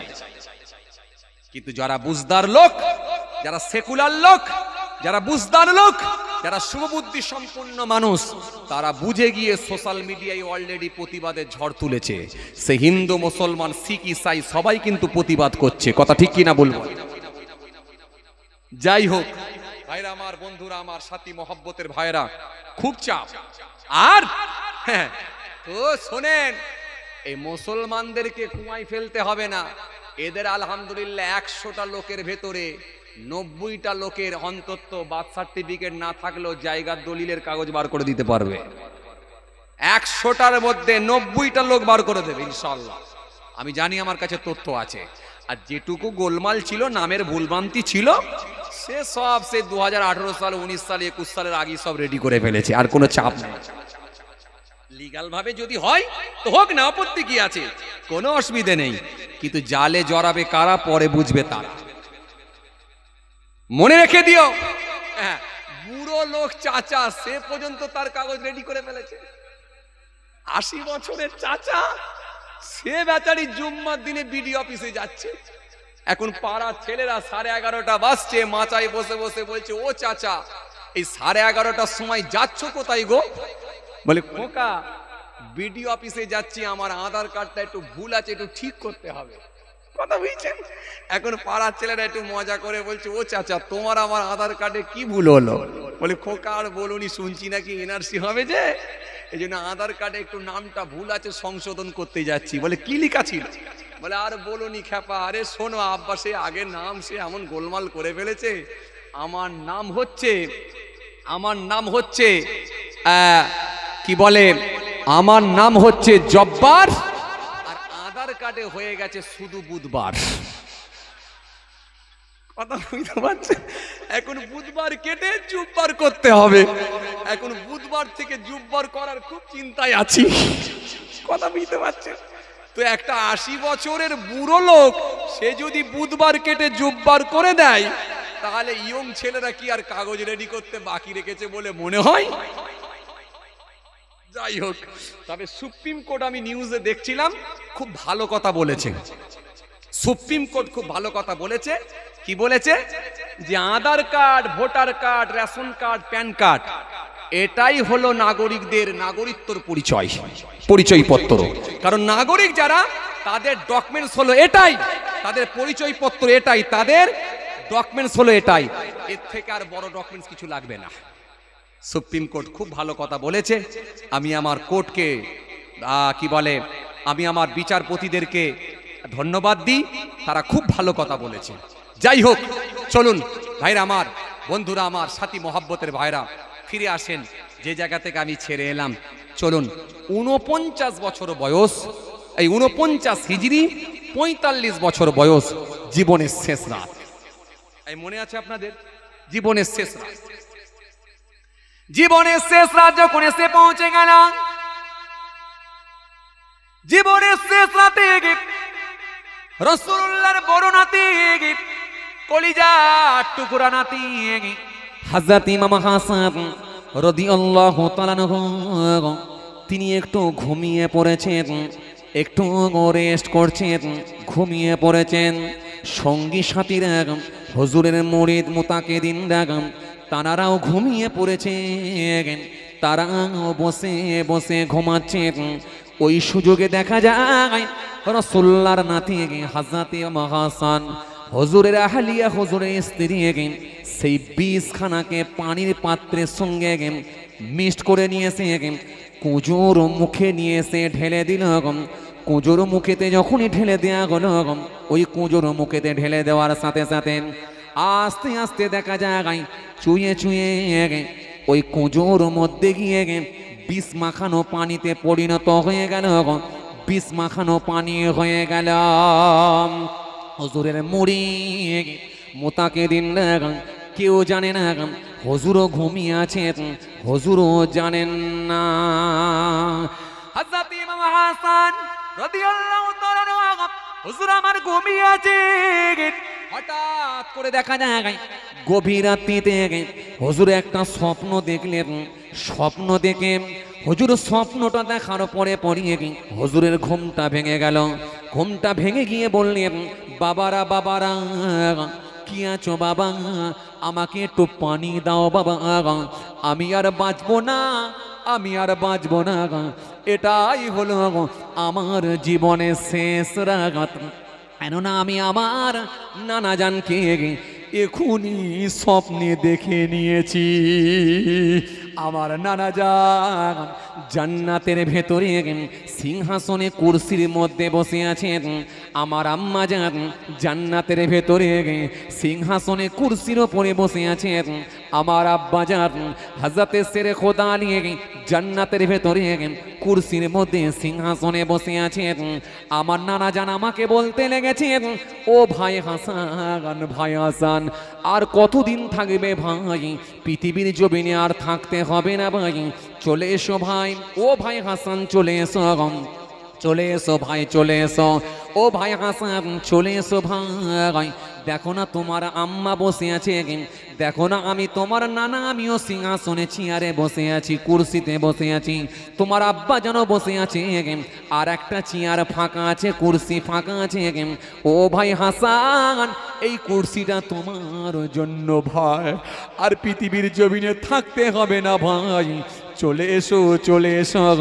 আল্লাহর জান্নাতের ভেতরে নানা নাতি একই সঙ্গে বসবাস করব। আরো জোরে বলেন, বাবারা বাবারা বাবারা, আমি আমার নানা জানকে স্বপ্নে দেখে নিয়েছি। আমার নানা জান আমাকে কুরসি দেখিয়েছেন, আমার নানা জান আমাকে চেয়ার দেখিয়েছেন। আমি বুঝে গেছি আর পৃথিবীতে আমি থাকবো না। বাবারা বাবারা, কি আছো বাবা? আমি বড় তেষ্টা লেগেছে, আমাকে বড় পিপাসা লেগেছে, আমাকে বড় তেষ্টা লেগেছে, কলিজা ফেটে যায়, এক গিলাস পানি পান করাও। আর পাশেই বসেছিল হুজুরের মুরিদেরা, হুজুরের খাদেম মুরিদ মোতাকিদিনরা, তারা গোল করে বসেছিলেন। আর তেনারা জানতেন না যে কুজোর ভিতরে বিষ ঢেলে দেওয়া হয়েছে। তেনারা না বুঝতে পেরে কুজোর সিলটা কেটে যখনই টাটকা পানি মনে করেন একটা পাত্রে ভরে দিয়ে হযরত ইমাম হাসান হুজুরকে দেয়া গেল। পিপাসায় হুজুর অস্থির হয়ে পড়েছিলেন। যখন এক ঢোকে পানিটা পান করতে লেগেছেন অনেকখানা, যেই পানিটা একেবারে ভিতরে গিয়ে কলিজায় পৌঁছে গেল, হযরত ইমাম হাসান আর তাকতে না পেরে ওই পানির পাত্রখানা নিয়ে জমিনের ওপরে ছুঁড়ে দিলেন। দিয়ে হুজুর দাম করে বিছানা থেকে নিচে পড়ে গেলেন, কাতলা মাছের মতো তরপাতে লাগলেন। বাবারা বাবারা বাবারা, বাবারা বাবারা, আমাকে কি পানি পান করালে বাবা? আমার কলিজাটা জ্বলে যায়, পুড়ে যায় বাবা, আমি আর বাঁচবো না, আমি আর বাঁচবো না। এটাই হলো আমার জীবনের শেষ রাত। বাবারা আমি আর বাঁচবো না বাবা। প্রত্যেক মারে আমার নানা জান আখিরি জামানার নবী, দো জাহানের বাদশাহ হাবিবুল্লাহ হযরত নবী মুহাম্মদ রাসূলুল্লাহ সাল্লাল্লাহু আলাইহি ওয়াসাল্লাম হুজুরের রওজা পর্যন্ত আমি পৌঁছাতে পেরেছি। আজকে মনে হয় আর পৌঁছাতে পারবো না, এখনই আমি ইন্তেকাল হয়ে যাব। বাবারা বাবারা, আজ রাত আমার কাটবে না। বাবারা বাবারা, এখনই আমার ছোট ভাইকে ডাকো, ছোট ভাইকে আমার সামনে নিয়ে এসো। খাদেমেরা দৌড়াতে লাগলেন। খবর কানা হযরতে ইমাম হোসাইনের কাছে পৌঁছে গেল। হযরত ইমাম হোসাইন কানতে কানতে ভেউ ভেউ করে কানতে কানতে রাসূলুল্লাহর বড় নাতি বড় ভাইজান হযরত ইমাম হাসান হুজুরের সামনে গিয়ে পৌঁছে গেলেন। পৌঁছে গিয়ে বললেন, বড় ভাইজান কি হয়েছে আমাকে একবার বলুন, আমি ছোট ভাই ইমাম হোসাইন আমি মোকাবেলা করব। হযরত ইমাম হাসান সেই সময় বলেছিল, ছোট ভাই ও আমার ছোট ভাই, কলিজার টুকুরা ভাই ও আমার ছোট ভাই, তোমাকে মোকাবেলা করতে হবে না, তোমাকে বোঝাপড়া করতে হবে না, আমার আল্লাহ যদি আমাকে হায়াত দেন, আমি যদি সুস্থ হয়ে উঠি, যদি আমি বেঁচে উঠি, যদি আমি সুস্থ হয়ে উঠি, আমি নিশ্চয় জিজ্ঞাসা করব কেন আমাকে বিষ খাওয়ানো হলো। আর যদি আমি সুস্থ হয়ে না উঠি, আমি যদি এই অবস্থায় মারা যাই, ইন্তেকাল হয়ে যাই, তাহলে আমি ইমাম হাসান আল্লাহর রাস্তে তাকে মাফ করে দিলাম। মৃত্যুর বিছানায় পড়ে আছেন তবুও মাফ করছেন, মৃত্যুর বিছানায় পড়ে আছেন তবুও ক্ষমা করছেন। এই হলো ইমাম হাসান হুজুর, রাসূলুল্লাহর কলিজার টুকরা বড় নাতি। হযরত ইমাম হুসাইনকে বলেছিলেন, ও ভাই হুসাইন, যদি আমি হায়াতে ফিরে উঠি, আমি জিজ্ঞাসা করব, আর আমি যদি ইন্তেকাল হয়ে যাই, আমি তাকে মাফ করে দিলাম। তবে ভাই, ছোট ভাই, আমি যদি ইন্তেকাল হয়ে যাই, তুমি আমার জানাজার নামাজটা পড়িয়ে দিও গো। আর আমি ইন্তেকাল হয়ে যাবার পরে আমার নানি জানের কাছে এই সংবাদটা অন্তত পৌঁছে দিও। আর আমার নানি জানকে গিয়ে বলবে, আমার নানাজান আমাকে বড় ভালোবাসতেন, পেটে করে নিয়েছেন, কোলে করে নিয়েছেন, পিঠে করে নিয়েছেন। আমার নানাজান ঘোড়া হয়ে আমাকে ঘুরিয়েছেন, চাপিয়েছেন। আমার নানাজান আমাকে বড় ভালোবাসা দিয়েছেন। আমার নানাজান আমাকে বড় মোহাব্বত করেছেন। আমার নানাজান আমাকে কত কপালে চুমা দিয়েছেন, গালেতে চুমা দিয়েছেন। আমি যদি এই অবস্থায় ইন্তেকাল হয়ে যাই, আমার নানি জানকে বলবে, যদি আমার নানি জান হুকুম দেন, অনুমতি দেন, তাহলে নানা জানের পাশে থেকে আমার মাজারটা কবরটা হবে। আর যদি অনুমতি না দেন, তাহলে মদিনার বিখ্যাত গোরস্থান জান্নাতুল বাকির মধ্যে আমাকে দাফন করবে, আর তুমি আমার জানাজার নামাজটা পড়িয়ে দেবে। হযরত ইমাম হাসান রাদিয়াল্লাহু তাআলা আনহু এই কথা বলে আস্তে আস্তে হুজুর চোখটা বন্ধ করলেন, কালেমা জিকির করলেন, লা ইলাহা ইল্লাল্লাহু মুহাম্মাদুর রাসূলুল্লাহ সাল্লাল্লাহু আলাইহি ওয়াসাল্লাম, লা ইলাহা ইল্লাল্লাহু মুহাম্মাদুর রাসূলুল্লাহ সাল্লাল্লাহু আলাইহি ওয়াসাল্লাম, লা ইলাহা ইল্লাল্লাহু মুহাম্মাদুর রাসূলুল্লাহ সাল্লাল্লাহু আলাইহি ওয়াসাল্লাম। এই কালেমা শরীফ পড়তে পড়তে হুজুর শহীদি মওত বরণ করলেন, শাহাদাত বরণ করলেন, ইন্তেকাল হয়ে গেলেন। ইন্না লিল্লাহি ওয়া ইন্না ইলাইহি রাজিউন।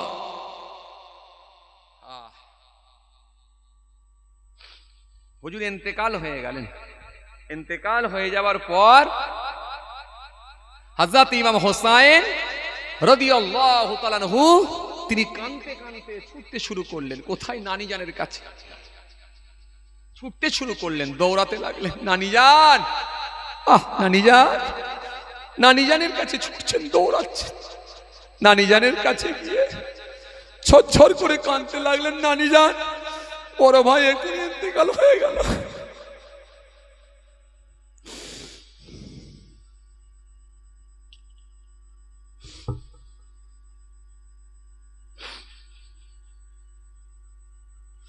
নানি জান, বড় ভাই এখনই ইন্তেকাল হয়ে গেল, বড় ভাই এখনই ইন্তেকাল হয়ে গেল। নানি জান, আম্মা জান হযরত আয়েশা সিদ্দিকা রাদিয়াল্লাহু তাআলা আনহা চমকে উঠলেন, লাফিয়ে উঠলেন, ভাই হুসাইন কি খবর দিলে আমাকে?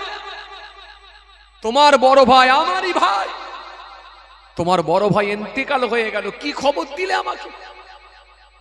আম্মা জান আয়েশা সিদ্দিকা রাদিয়াল্লাহু তাআলা আনহা, আম্মা জানের মাথায় যেন মনে হলো যেন আকাশ ভেঙে পড়ে গেল। আম্মা জান কাঁদতে শুরু করলেন, ঝরঝর করে কাঁদতে লাগলেন। ভাই হুসাইন কি খবর শোনালে? আহারে, তোমার ভাই তো আমারই ভাই, তোমার বড় ভাই তো আমারই বড় ভাই, তোমার বড় ভাই কিভাবে শহীদ হয়ে গেল? হযরত ইমাম হুসাইন বলতে লেগেছেন, ও নানি জান, এই কিছুক্ষণ আগে দুশ্মনের দল আমার বড় ভাইজানকে বিষ পান করিয়ে শহীদ করে দিয়েছেন। আমার বড় ভাইজান এখনই ইন্তেকাল হয়ে গেলেন। হুজুর আমার শহীদি মওত বরণ করেছেন। তবে নানি যান শহীদ হওয়ার পূর্বে ইন্তেকাল হয়ে যাবার পূর্বে আমাকে কয়েকটা কথা বলে গেছেন। এক নাম্বার হলো বড় ভাইয়ের জানাজার নামাজটা আমি ইমাম হোসাইনকে আমাকে পড়াতে বলে গেছেন। আর বড় ভাইয়ের লাশটা দাফন করতে বলেছেন নানাজানের পাশে যদি আপনি হুকুম দেন। কেন নানাজান বড় ভালোবাসতেন, কপালে চুমা দিয়েছেন, গালেতে চুমা দিয়েছেন। নানাজান ঘোড়া হয়ে বড় ভাইকে পিঠে করে নিয়ে ঘুরেছেন। এই জন্য বাকি কবরের জীবনটা, বাকি কবরের পাটটা, পরকালটা কবরের পাটটা নানাজানের পাশে বড় ভাইজান শুয়ে থাকতে চেয়েছেন। ও আমার নানি যান, যদি আপনি হুকুম দেন তাহলে নানি যান বড় ভাইজানকে নানাজানের পাশে দাফন করে দেব। নানি যান সেই সময় কাঁদতে কাঁদতে বললেন, ও আমার ভাই হুসাইন, ছুরি রেখে দাও ভাই। তোমার বড় ভাই আমারই ভালো ভাই, তোমার বড় ভাই আমারই ভাই। তোমার বড় ভাই যদি তোমার নানা জানের পাশে যদি ঘুমিয়ে পড়েন, ঘুমিয়ে থাকেন, এতে আমি আয়েশা তোমার নানি জান আমারও কোনো আপত্তি ছিল না। কিন্তু তোমার নানা জান মৃত্যুর পূর্বে, ইন্তেকাল হওয়ার পূর্বে আমি আয়েশাকে কয়েকটা জায়গা দেখিয়ে দিয়ে গেছেন। তোমার নানা জান বলেছেন আমার পাশেতে একদিকে থাকবে হযরতে আবু বকর সিদ্দিক রাদিয়াল্লাহু তাআলা আনহু, আর তারই পাশে থাকবে হযরতে ওমর ফারুক রাদিয়াল্লাহু তাআলা আনহু। আর একটা জায়গা ফাঁকা থাকবে, আর একটা জায়গা ছাড়া থাকবে। শেষ জামানায় মারিয়ম আসলামের পুত্র হযরতে ঈসা রূহুল্লাহ 40 বছর পৃথিবীর জমিনে জীবনযাপন করবেন। 40 বছর তিনি হায়াতে থাকবেন। এরপরে যখন ইন্তেকাল হবেন, মৃত্যুবরণ করবেন, ইন্তেকাল হয়ে যাওয়ার পরে ওই মারিয়ম আসলামের পুত্র হযরতে ঈসা রূহুল্লাহ তিনারও কবরটা হবে তোমার নানা জানের পাশেতে। ও ভাই হোসাইন, এছাড়া তো আর কোনো জায়গা নাই। একদিকে শুয়ে আছেন আবু বকর, হযরতে ওমর ফারুক। ও ভাই হোসাইন, আর একটা জায়গা ফাঁকা আছে মারিয়ম আসলামের পুত্র হযরতে ঈসা রূহুল্লাহর জন্য। এছাড়া তো আর কোনো জায়গা নাই। আর তোমার নানাজান তো এই উল্লেখ করে দিয়ে গেছেন, এছাড়া আমার তো কোনো আপত্তি ছিল না, কারণ তোমার ভাই মানে আমারই ভাই। তাই হযরত ইমাম হোসাইন রাদিয়াল্লাহু তাআলা আনহু তিনি ব্যাপারটা সব বুঝে নিয়ে থাকতে না পেরে মদিনার হাজারো হাজারো মানুষকে নিয়ে বিরাট বড় জানাজান নামাজখানা আদায় করলেন। ফার্জে কিফায়ার নামাজখানা পড়ে নিয়ে নামাজখানা পড়িয়ে দিয়ে ফার্জে কিফায়ার নামাজখানা আদায় করে নিয়ে মদিনার হাজারো হাজারো মানুষকে নিয়ে কাঁধে করে বড় ভাইয়ের লাশকে নিয়ে মদিনার বিখ্যাত গোরস্থান জান্নাতুল বাকির মধ্যে গিয়ে দাফন করে দিয়েছিলি। কথা কিছু বুঝতে পাচ্ছেন?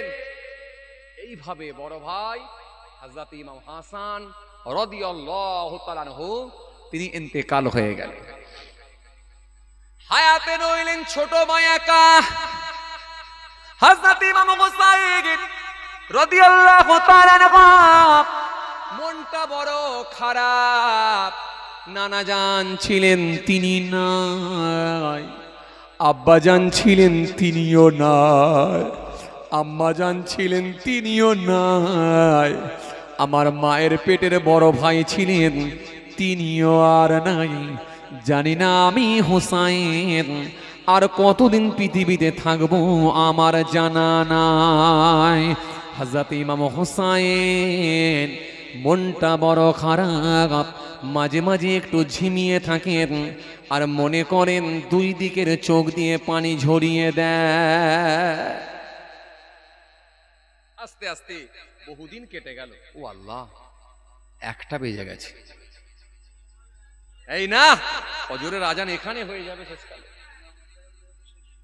না, ওই সর্বনাশ, অনেক লম্বা ঘটনা, একটার পর একটা বলতে গেলে ফজরের আজান এখানেই হয়ে যাবে। যাক, আবার ইনশাআল্লাহ পরে হবে, আল্লাহ যদি করেন ফের ইনশাআল্লাহ হবে, ফের হবে। আল্লাহ, অনেক বড় লম্বা ঘটনা, অনেক বড় ঘটনা, আর সময় নয়। আলহামদুলিল্লাহ 12:30 ভেবেছিলাম শেষ করে দেবো, তাই 1টা বেজে গেছে। এরপরে আবার কিয়াম আছে, দোয়া আছে, আরো সময় লেগে যাবে। যাক, আল্লাহ নিয়েলে হ্যাঁ ছোট করেই করবো, সব ছোট করেই করবো, তাও অনেক টাইম, আবার আল্লাহ নিয়েলে হবে এখন ইনশাআল্লাহ। যাই হোক, ইমাম হোসাইন হুজুরের কথা তো আপনারা বারে বারই শোনেন, তাই একটু ইমাম হাসান হুজুরের কথাতে আপনাদের শোনালাম। সময় থাকলে নাহলে আর একটু বলতাম, কিন্তু অনেকটা রাত হয়ে গেছে, কাজের মানুষ আপনাদেরকেও এই না, তাবারুক আছে, সবাইকে নিয়ে ব্যাপার। বলেছি তো আগে যে ইমাম হোসাইন ইমাম হাসান হুজুরদের কথা শুনলে হৃদয়টা নরম হয়ে যায়, যত শুনি ততই শুনতে ইচ্ছা করে, কথা ঠিক কিনা? অথচ এই কারবালার ওয়াজ আমরা গোটা মহরম মাসে শুনি, প্রতি বছর শুনি, তারপরও কিন্তু আমাদের অন্তরটা এত নরম হয়ে যায়, এত আমরা নরম দিলের মানুষ হয়ে যায়, যত শুনি তত ইচ্ছা করে। যাই হোক, আল্লাহ ফের কোনদিন সুযোগ দিন, আবার বলে গজল বলেন। আচ্ছা, যাকে এই রিকোয়েস্টটা রাখবো ইনশাল্লাহ। আনময় ভাই আমার তাবারুলে চলে আসেন, তাবারুলে। রাত 1টা বেজে গেছে, আমার অনেক রাস্তা, 6 ঘন্টা লাগবে যেতে, 6 ঘন্টা লাগবে। আবার আল্লাহ করলে হবে, আবার আল্লাহ করলে হবে। হ্যাঁ, একটা গজল বলবো, একটা গজল বলবো। এই না, আনময় আনময় আনময় আনময়, আবার পরে ওয়াজ পরে হবে, ওয়াজ পরে আবার হবে, আবার হবে। আর আধ ঘন্টা নয় ভাই, আবার ইদিক উদিক করতে গেলে একটা টানলে আর একটা বেরিয়ে আসবে, ফের 2টো 2:30 বেজে যাবে, 2টো 2:30 বেজে যাবে। এই না, এই কমিটির ভাইরা খুব ভালোবাসে, মহব্বত করে। আমি তো আসি, মাঝে মাঝে আসবো ইনশাল্লাহ। আসুন, সবাইকে নিয়ে ব্যাপার, কাজের মানুষ আছে, দিনের বেলা কাজে কামে যেতে হবে। আসেন। এই না, কি অবস্থা দেখছো ক্যামেরাম্যান ভাই? বসিরহাট এলাকার লোক এত জলসা শুনে তাও বলে কি সমস্যা? আল্লাহ নিয়ে এলে ফের হবে ইনশাআল্লাহ, ফের হবে, ফের হবে। আসুন, ছোট্ট করে দাঁড়িয়ে একটু সালাম করে দিই, ইয়া নবী।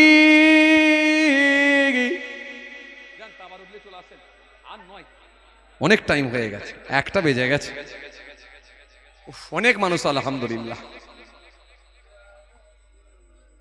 সালামুন আলাইকা ইয়া হাবিব, সালাম আলাইকা, সালাওয়াতুল্লাহ আলাইকা।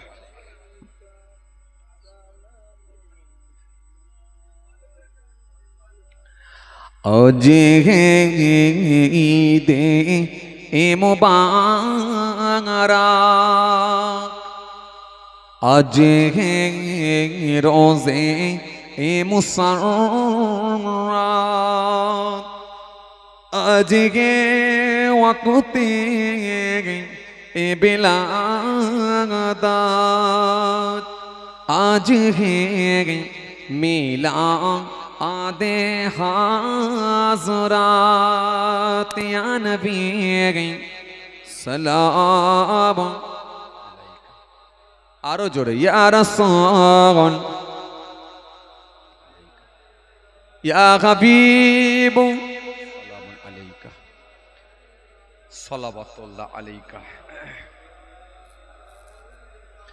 ইয়া নবী সালাম লো আমার, ইয়া রাসূল সালাম লো আমাদের, ইয়া হাবিব সালাম লো বাংলার, মোরা যে সবাই গুনাহগার, ইয়া নবী সালাম, ইয়া রাসূল সালাম, ইয়া হাবিব সালাওয়াতুল্লাহ আলাইকা। मैं मुझसे मदीने वाले हे से हसमी ही वाले मीम से मेरा हुआ ले दाल से दीदार हुआ ले नबी सलाम या रसूल सलाम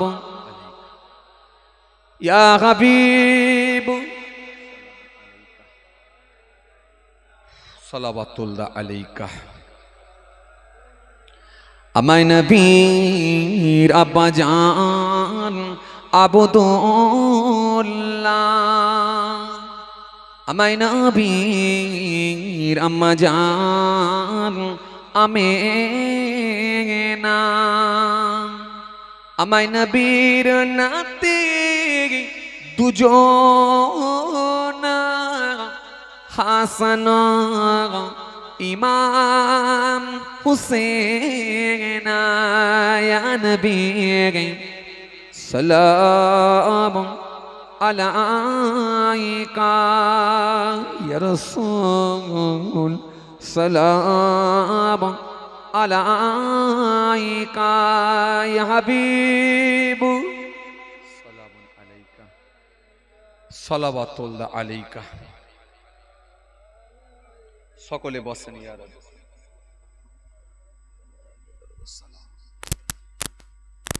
দুরূদ শরীফ আল্লাহুম্মা সাল্লি আলা সাইয়্যিদিনা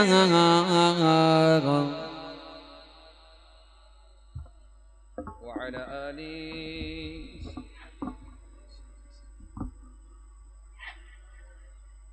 তাবারুক কি বসিয়ে না প্যাকেট প্যাকেট নিয়ে চলে আসেন, তাহলে নিয়ে চলে আসেন। যাই হোক, অনেক সময় আপনারা দিয়েছেন আলহামদুলিল্লাহ, খুব ভালো লেগেছে।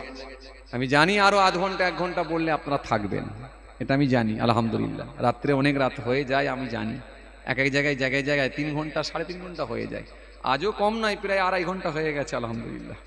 কথা বুঝতে পারছেন? আল্লাহ যদি ফের কোনো সুযোগ দেয় ইনশাআল্লাহ আলোচনা হবে। সব মানুষকে নিয়ে চলতে হয়, কাজের মানুষ আছে অনেকক্ষণ, কি কথা ঠিক কি না? তাই না? বলে কাজ ছুটি। আচ্ছা থাকবেন আপনারা? জোরে বলেন থাকবেন।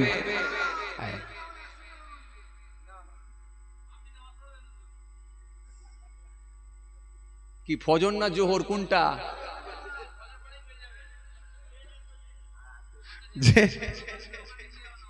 আবার নামাজ পড়ে নেবেন হুজুর।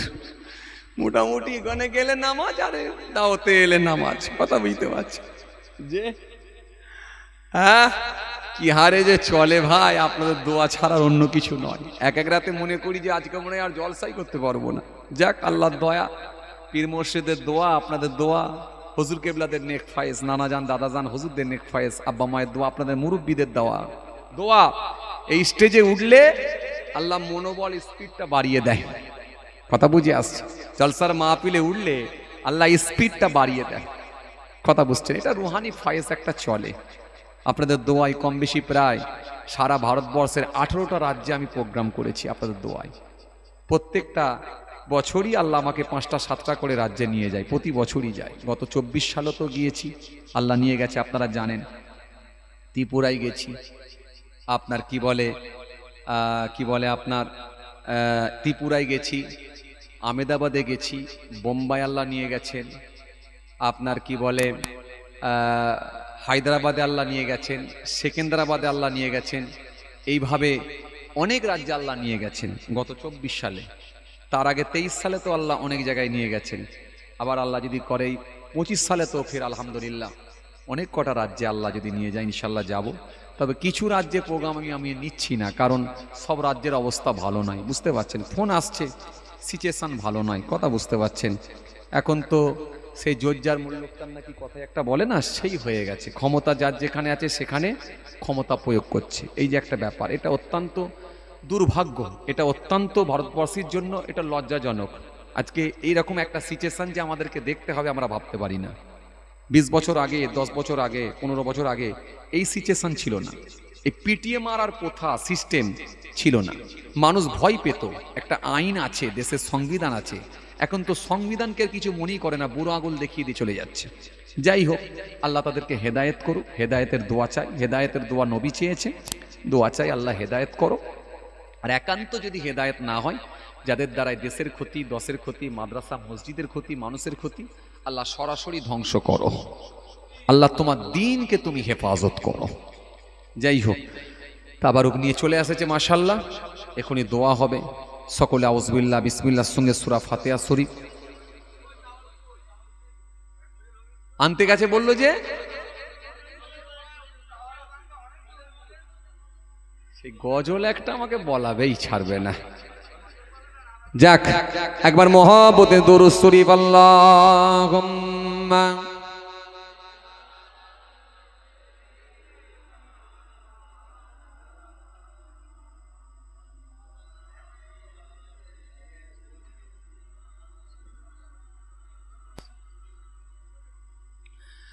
दर्द कितना प्यारा प्यारा साहिबे रंगा पुकारा, बेसहारों को सहारा साहिबे रंगा पुकारा। दर्द कितना प्यारा प्यारा साहिबे रंगा पुकारा, बेसहारों को सहारा साहिबे रंगा पुकारा। अल्लाहुम्मा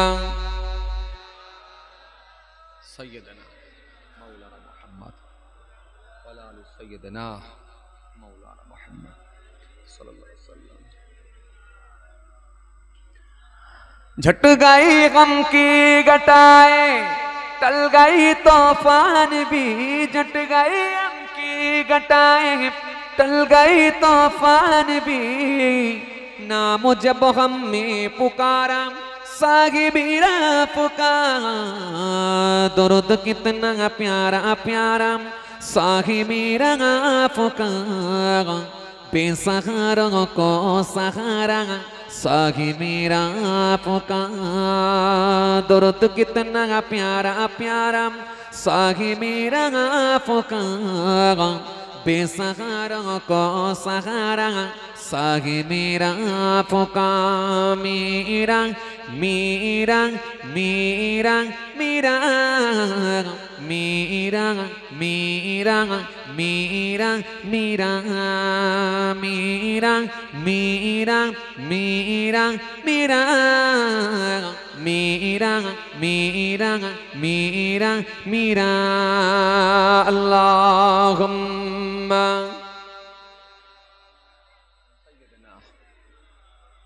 मौलाना मुहम्मद वाला आलि सय्यदना सल्लल्लाहु अलैहि वसल्लम। সংক্ষেপ করলাম, ছোট।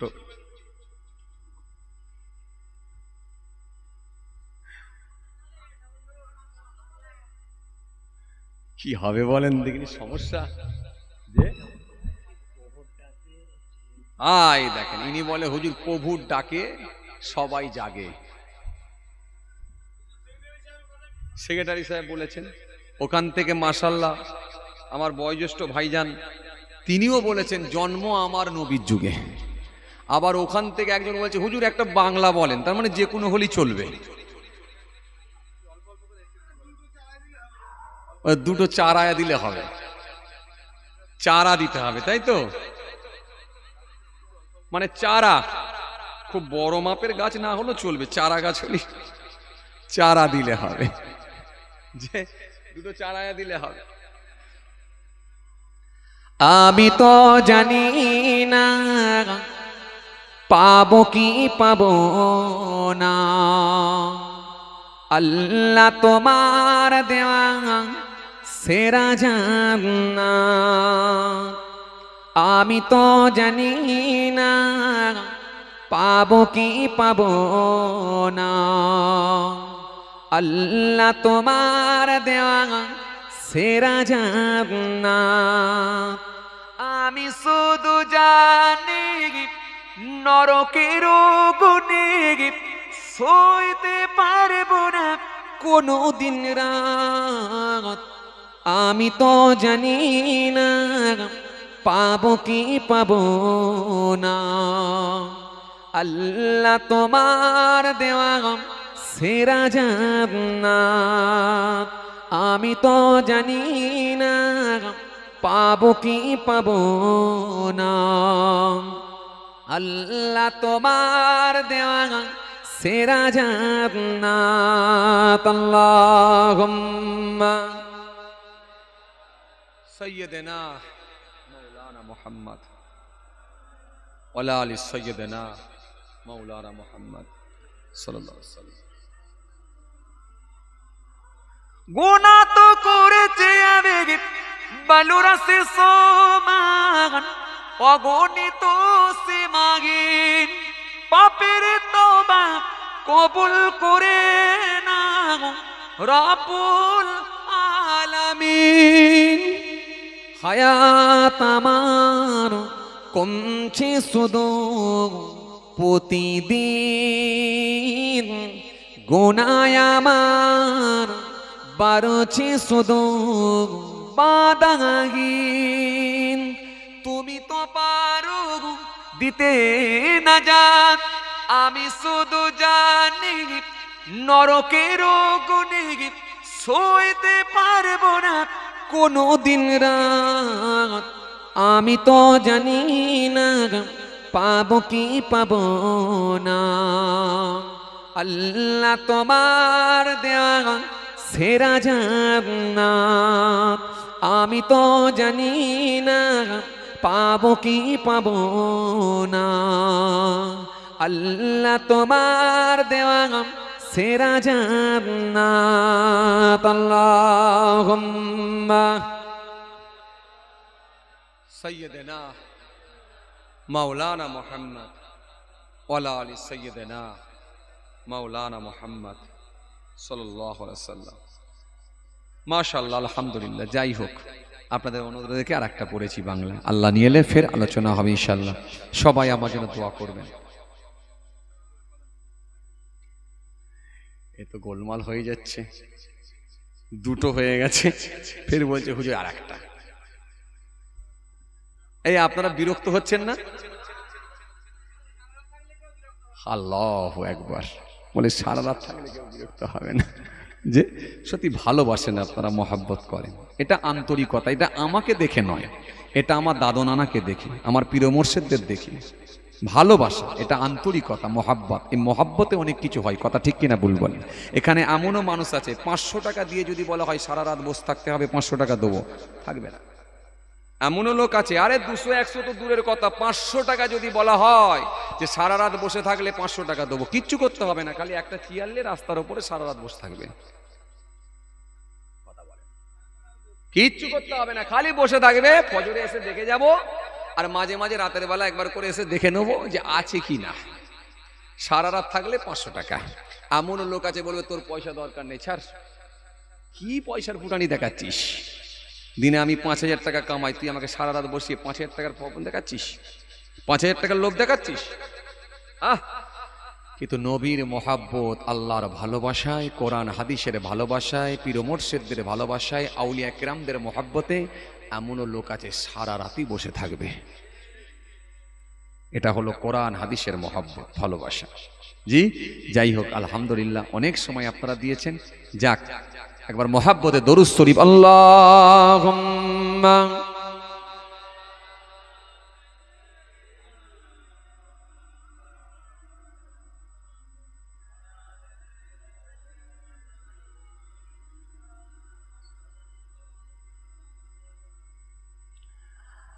নবীজি যখন মদিনায় যায়, বাচ্চারা তখন ওয়েলকাম জানায়। ওয়াজাব শুকর আলাইনা কয় মিন সানিয়াতিল বিদা জানায়। স্বাগতম তোমায় আমার দেশে, হ্যাঁ স্বাগতম তোমায় এই মদিনায়।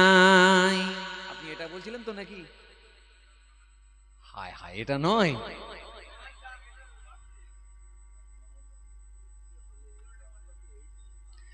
জন্ম আমার যদি হতো মদিনায়, এটা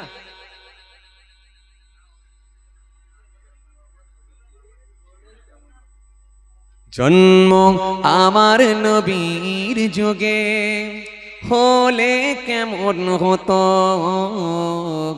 জন্ম আমার নবীর যুগে হলে কেমন হতো। আসত বেশে হজুরতে বেলালের মধুর আজান, সেই আজানের এত তান মুগ্ধ সারা জাহান। আসত বেশে হজুরতে বেলালের মধুর আজান, সেই আজানের এত টান মুগ্ধ দু জাহান। হতো যদি নবীর সময় জন্ম হলে কেমন হতো, জন্ম আমার নবীর যুগে হলে কেমন হতো। 2 বছর আগে পড়েছি, আর মনে থাকে ঠিকঠাক সব বলি। যাক 2-4 লাইন বললাম, আল্লাহ নিয়ে এলে ফের কোনোদিন হবে ইনশাআল্লাহ। কথা বুঝতে পারছেন? এখন সব আপডেট চাইছে তো, এখন পুরানো গজল দিলে আবার বলবে হুজুর সে আগের গুলি বলছে, সেও এক গোলমাল। কথা বুঝতে পারছেন তো? যাই হোক, তবে হ্যাঁ, নবীর নিয়ে যখন গজল হয় যত পুরনোই হোক জান ঠান্ডা হয়। কথা ঠিক কি না?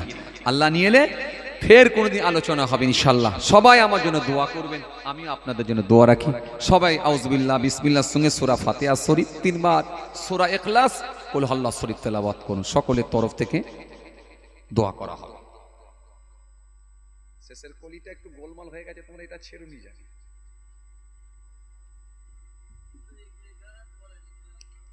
আবার বলে ইকরা ইকরা।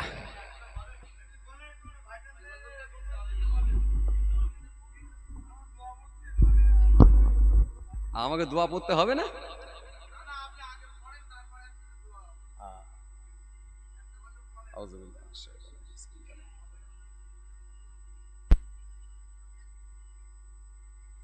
সিরাতাল্লাহ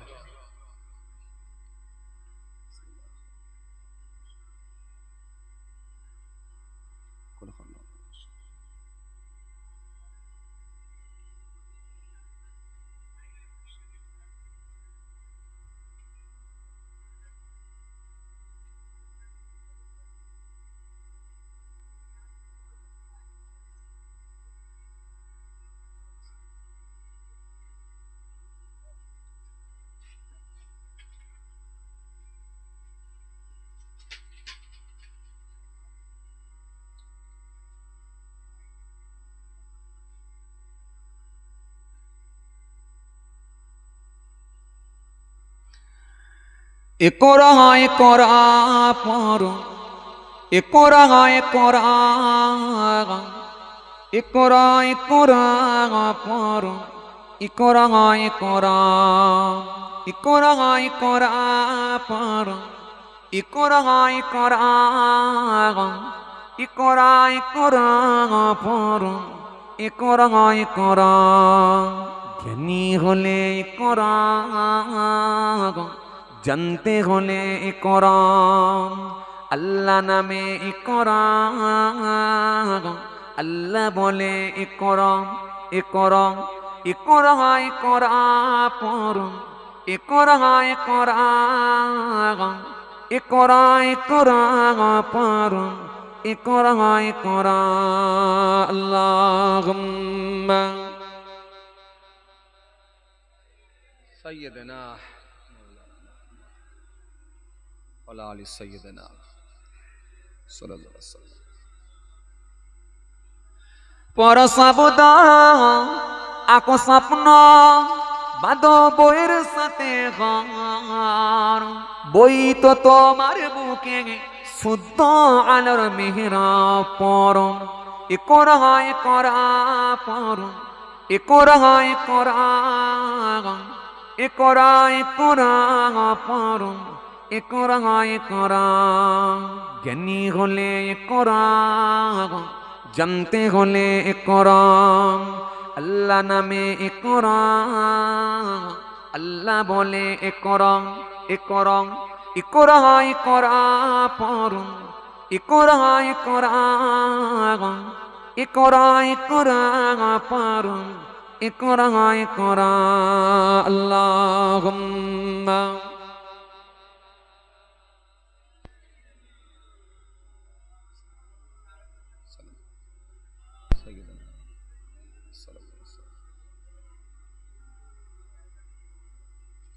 জ্ঞান সারা এখন বন্ধু দেয় না তো সে ধোকা, পড়তে যারা চাই না তারা তো ভীষণ বোকা। জ্ঞান সারা এখন বন্ধু দেয় না তো সে ধোকা, পড়তে যারা চাই না তারা তো ভীষণ বোকা। ধন্য মানুষ, পূর্ণ মানুষ, ধন্য মানুষ, পূর্ণ মানুষ, পড়ে তবে তো তোমায় পড়ালেখার বেলায় আর কোনো অজুহাত নয়। পড়ো ইকরা, ইকরা পড়ো, ইকরা, ইকরা, ইকরা, ইকরা পড়ো, ইকরা, ইকরা, ইকরা, ইকরা পড়ো, ইকরা, ইকরা, ইকরা, ইকরা পড়ো, ইকরা, ইকরা। জ্ঞানী হলে ইকরা, জানতে হলে ইকরা, আল্লাহ নামে ইকরা, আল্লাহ বলে ইকরা, ইকরা, ইকরা, ইকরা, ইকরা পড়ো, ইকরা, ইকরা, ইকরা, ইকরা পড়ো, ইকরা, ইকরা। আল্লাহুম্মা মৌলানা মুহাম্মদ ওয়ালা আলি সাইয়্যিদিনা মৌলানা মুহাম্মদ সাল্লাল্লাহু আলাইহি ওয়াসাল্লাম। মাশাআল্লাহ, আলহামদুলিল্লাহ। অনেক সময়